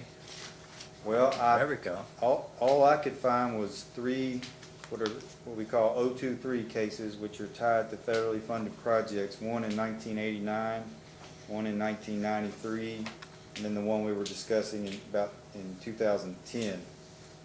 So besides those three rate increases that were tied to these 023 cases, are you aware of any other time that the water district has come in for a rate increase? No, sir. Has that ever been discussed as far as when you've been either a chairman or on the board of commissioners? We've discussed it some here lately. Okay, discuss maybe wanting a rate increase? Yes. If you got the rate increase, what would you use the funds for? What would be the first thing you use the funds as far as? Well, I'll leave that up to the manager. I mean, like I said, I don't have anything to do with the operation, everyday operations of it. So that's a question I probably would direct to him. How often do you and Mr. Turner speak to one another? As often as it seems necessary, I mean, you know. See, he call you quite frequently, or you call him? Or is it just at the monthly meetings? No, it's more than a monthly meeting, you know.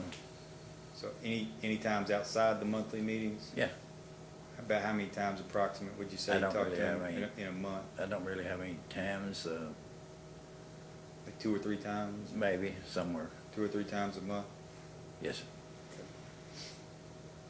Do you believe that the water district's customer base will increase or decrease over the next 10 years?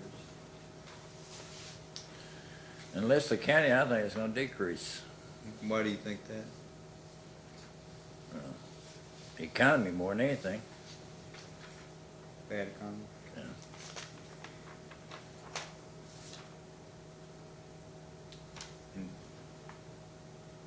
Mr. Turner stated that he believed that, if I want to make sure I'm getting this correct, that he believed that there was now a written preventative maintenance plan for plant, pump, and storage facilities. Do you agree with that, that there is now, that has now been written down? Yes. Okay. In a post-hearing data request, we'll ask for a copy of that.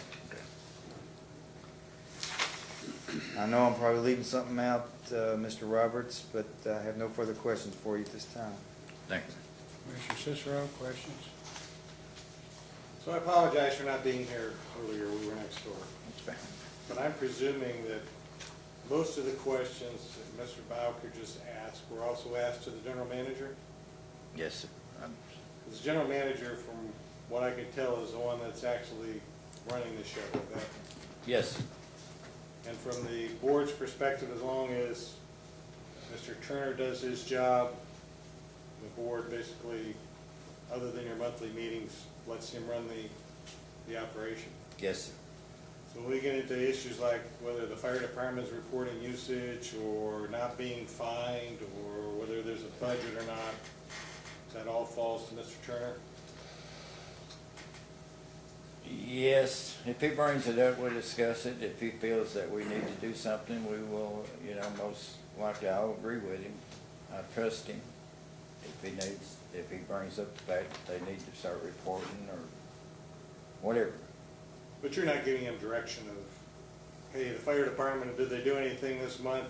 No, well, I'll go tell them they gotta report something. You're not involved. No, I don't get involved in that. So that's all Mr. Turner. So any of those type of questions, if we missed our bite at the apple, we'll do it some other way, but. Yes, sir. You said you've been there since 2007? Yes, sir. So you were there when the 1 million gallon tank was installed? That Mr. Chandler Yes. referred to earlier? I think that was in, I can't remember the year. So it's basically about 10 years, maybe 2009? Should have been, yeah. And was the leak, did the board, were they made aware of a leak at that time, that there was a problem? That's a long time for me to remember. The best I remember,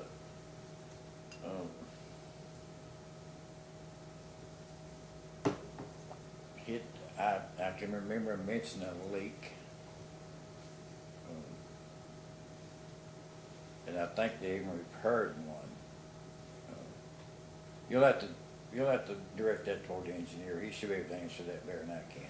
Was he the engineer when the tank was installed? Yes, sir. Okay, so he will have some knowledge. He should have knowledge of that tank then. Okay, but from your perspective, you don't remember? No, sir. Okay, that's fine. I don't have anything else. Commissioner Matthews? I have no questions. I missed the first part, I guess, with Mr. Turner, that must have had something to do with bad blood between the fire departments and the people that furnish the fire department's water. I just find that hard to understand. But you indicate that sometimes the fire departments would fill up people's swimming pools? Yes, sir. Yeah. You're the first person, other than me, who's ever acknowledged that, and I've seen that myself in the part of eastern Kentucky where I live, so. Well, it happens. I mean, Yeah. it happens. Yeah. Mr. Chandler, do you have any questions? I have no questions, Chairman. Mr. Woods? I have none, Your Honor. Anything else? Just one follow-up, just one quick follow-up question, sir. Is the hands-off approach that you would take with the general manager now, Mr. Turner, was that also the same approach, kind of a hands-off approach that you took with the general manager before Mr. Turner? It was completely different. How The so? last one. How so? We didn't have much communication. With the prior general manager? Right. you didn't have as much communication as you do now with Mr. Turner. No, sir. But did you have to direct the prior general manager to, Mr. Turner seems like he's doing a lot. He's got a lot that he's taking care of. Did the Board of Commissioners have to take over a lot of the job duties that the general manager would normally do that Mr. Turner's doing?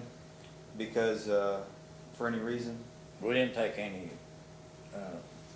jobs over, we just was kept kinda in the dark, I think, more than what we should have been. Okay, but did you kind of have to watch him a little bit more than you have to do with Mr. Turner as far as guide him a little bit more? Well, I don't think I have to watch Mr. Turner at all. No, I'm saying the prior general manager. Did you have to oversee his duties a little bit more than what you do with Mr. Turner? I'd have to say yes. Okay. No, nothing further. May this witness be excused? You may step down, sir, and you're excused. Thank you, Your Honor. You have another witness, Mr. Brown? Maggard, please.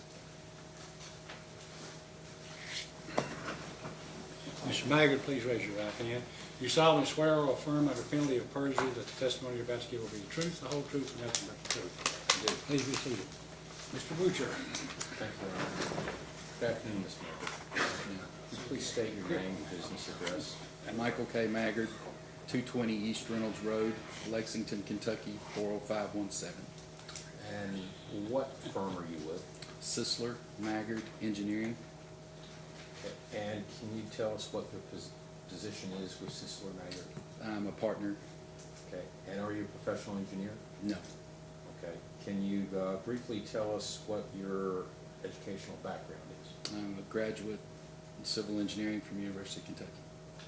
And how long have you worked for Hyden-Leslie County Water? Since 2000. 2000. And very briefly, can you describe for us some of the projects that you or your firm have worked on for the water district? We've designed water lines, water tanks, the water treatment plant, up until the current. And are you currently working with the water district for a proposed project financed through rural development? Yes. Okay, and I think that's been described before as in reference to a letter of conditions that's filed in the record. Yes.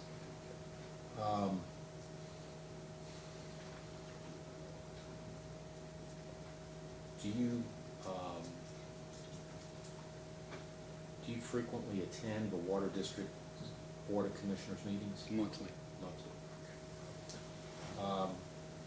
I'm going to end my questioning there and turn the witness over for examination. Mr. Bowker? Thank you. The current project that was just mentioned, that's the referenced in the letter from Ms. Legg, in your opinion, does that need to be updated in any way? Because it was done in 2014, correct? It was updated as of a year ago, as far as the cost estimate. Does it need to be updated even more, you think? Not at this time with the letter of conditions in place. Okay, do you also agree that, with Mr. Turner, that some of the proceeds should go towards water loss instead of, going towards extensions? Well, included in the project is the water tank, the 1 million gallon tank to be repaired, and another water tank that is leaking to be repaired. And it has 7 pump stations that will be replaced that will reduce the water hammer due to the variable frequency drives, and 2 new pump stations that's going to be installed that will decrease the pressure between point A and point B. So these pumps will be in the middle, so that will reduce the pressure, therefore reducing potential breaks on that section. Can you go into even more detail regarding how it will help with water loss? Well, the tanks and the pumps reduce the water hammer, therefore reducing the potential of the leaks and the aging infrastructure that was installed in '67. And can you go into any more detail besides the water loss that, can you just describe that project in any more detail? That project includes approximately 14 miles of new water line in addition to the 7 repair pumps, 2 new pumps. It includes the repair of the dam that was built in 1967. It includes variable frequency drives at the high service pumps that will eliminate water hammer between the plant and the 1 MGD water tank. And once the, it's approved, and you get funding, if approved, then, is there a timeline as far as when project completion date from the time you get funding until? Approximately 12 months.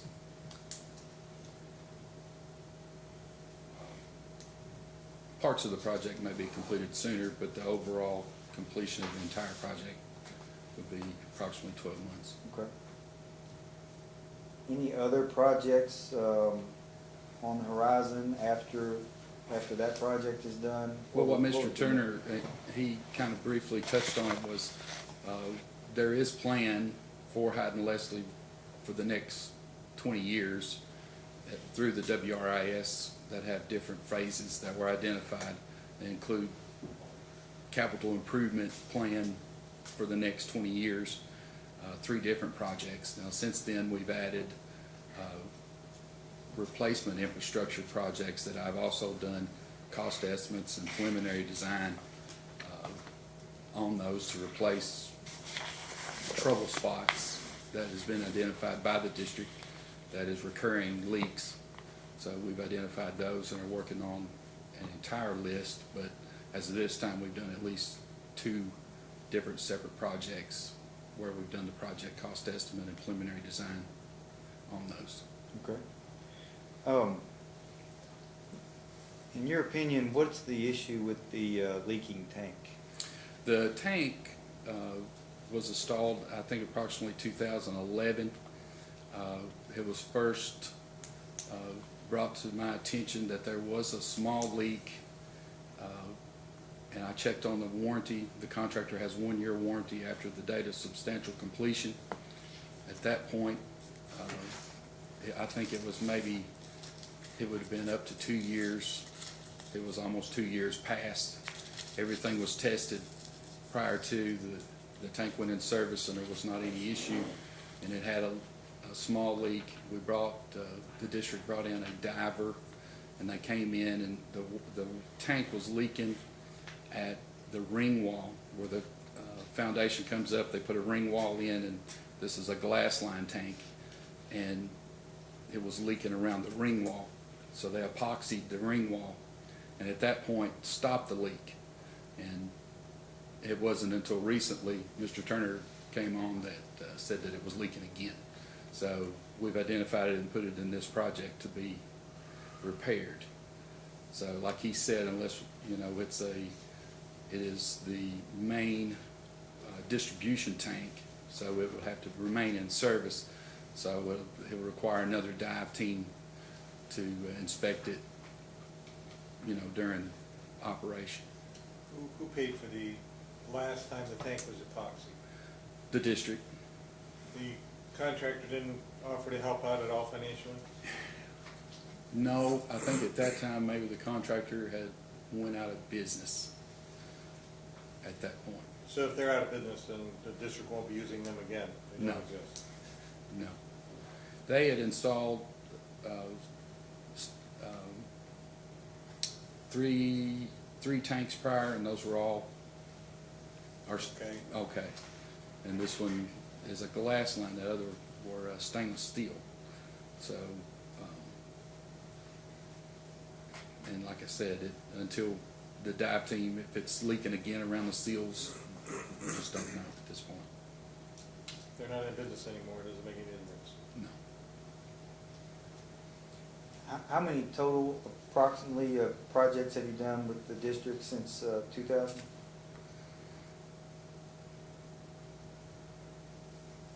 I would say 10. I think it was, as far as capital projects, I think it was 21 million, 21 or to 24 million.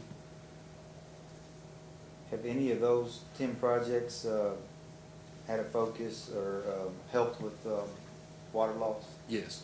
And if off the top of your head, can you remember those? We replaced the main line, the original 66 project was replaced through Main Street along US 421 through town. That was the original project. And it was also replaced in what's called the Muncie's Creek section. That was an 8-inch line that was replaced. So as the money has came up, that's been replaced, and those were replaced probably 6 or 7 years ago. And do you help the water district with in securing funding? Yes. Whether going through ARC or AML or Yes. part of your, okay. What, do you believe there's also an issue with debris? And if so, what's the problem with the debris getting into the? What the issue was is that originally we had designed a finer screen. And what is included in this water plant, since it does have river sand, is that it overtakes the silica sand because it has a denser, larger grain. And it has a hydrocyclone that spins the river sand out and just wastes it. We had a finer screen designed, and the operator manager at the time decided that he wanted a bigger screen. So and I guess the screen is still in their supply room today, but he got the contractor to put in a larger screen, therefore allowing the debris in. Since then, Mr. Turner and I have discussed some type of pre-settlement to that would eliminate that. But the original design was a smaller screen, therefore eliminating the debris that would have came into the plant. Okay, thank you. We spent some time with Mr. Turner asking about priority of projects. Do you were in the hearing room listening to that testimony, is that correct? Yes. Do you agree with the priority level of those projects, or would you have a different? No, that's fine. You think that one Yes. is accurate? Okay.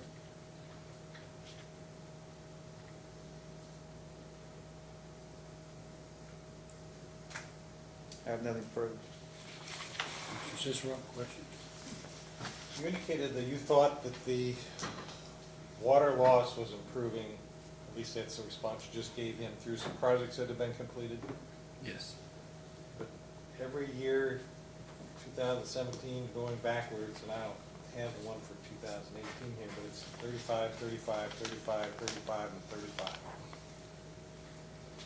So, I think his question was, he asked me, did we replace leaky lines? And yes, we did. There is obviously more, but we did replace so the critical points, I guess. you made an effort. Yes. Are you on a retainer or are you paid hourly? No, we're paid per project. So whenever KIA or RD approves a grant, then Right. you're paid. But you do attend every board meeting on a Every monthly meeting basis. since 2000. So that's something that you do just as a part of trying to help the district out with their Correct. capital planning. And you indicated that this big project that's coming up, the dam, the 14 miles of line, the water hammer elimination, some service lines, and then you talked about going forward. That's basically the capital budget, isn't it? I mean, what you're planning going out? That's, It's planning, capital planning. yes. Yeah, that's what's called phase 3. And like I said, for the next, there's actually a phase 4, 5, and 6 that has been planned, that is included in the WRS data bank. So is that information conveyed to the board? Yes. So the board is aware of a capital plan? Yes. And is it done as a budget, or is it done as these are the things we think need done over the next 20 years, and these are the grants we're gonna go for, or is it prioritized? Is there any type of actual, like, this is the 5-year capital plan, or this is the, Well, that was actually done by the, since Mr. Turner's the past 2 years, those were done prior to Mr. Turner, but yes, the board was aware and acknowledged the, the other phase 4 and 5 and 6. And like I said, since we've identified actual water leak elimination projects since then, and I've done cost estimates and preliminary design on at least 2 areas that are recurring problems. so what would you say on an annual basis the capital spending needs are? I think it's in probably the 400,000 to 500,000. Which is pretty reasonable. Yeah. And most of that's gonna come out of the depreciation account, or is that, you're looking for grants for? Both. If it's a project identified that would not qualify, that would probably, that we probably couldn't get grants for, then it would be looked at as a budgetary project used from their depreciation account. In which case, you don't earn anything on that project? I give the district a discount. Any projects that are not included with a rural development scale, I give them a discount, because I'm also a resident of Leslie County. So there is an hourly type rate that you charge, or is it on a project basis? Percentage. It's a project and a percentage basis. Okay, so there's if it's not being paid by KIA or RD, you're charging some kind of percentage of total project. Less than. Less than what you would receive if it was under the other. Yes.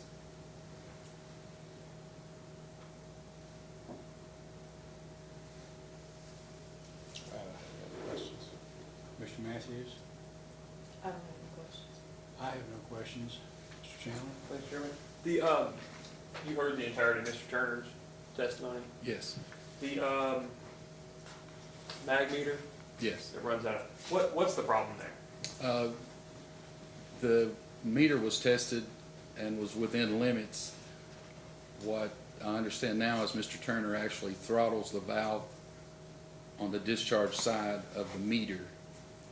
So that valve is partially closed, so the testing of the meter can't be tested as it's operated now.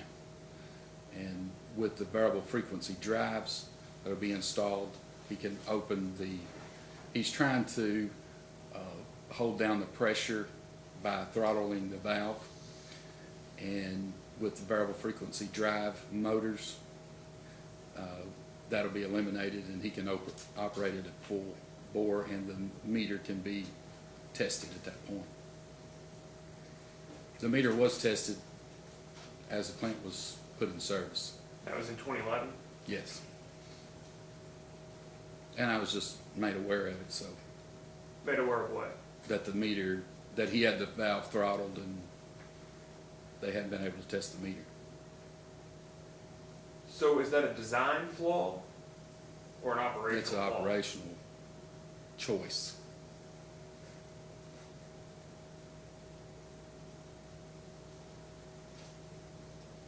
So is it your understanding that mag meter can be tested today If he opened the valve completely, yes. and it would be an accurate test? Yes.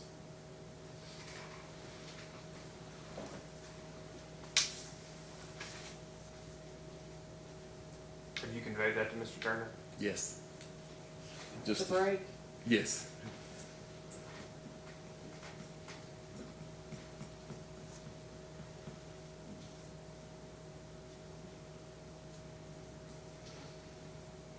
well, he's reading. How many miles of asbestos concrete pipe is left?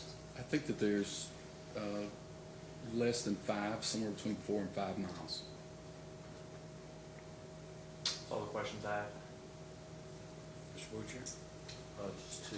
There were some questions earlier about RD funding and when RD sets the rates. Now, you've been involved in just a couple of those RD projects where RD specified the rates in its letter of condition. Is that correct? Yes.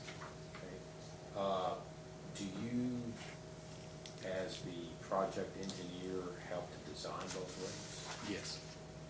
When you put together the rates that are submitted for RD's consideration, are you looking at, well, how do you go ahead and determine the revenues that those rates are supposed to produce?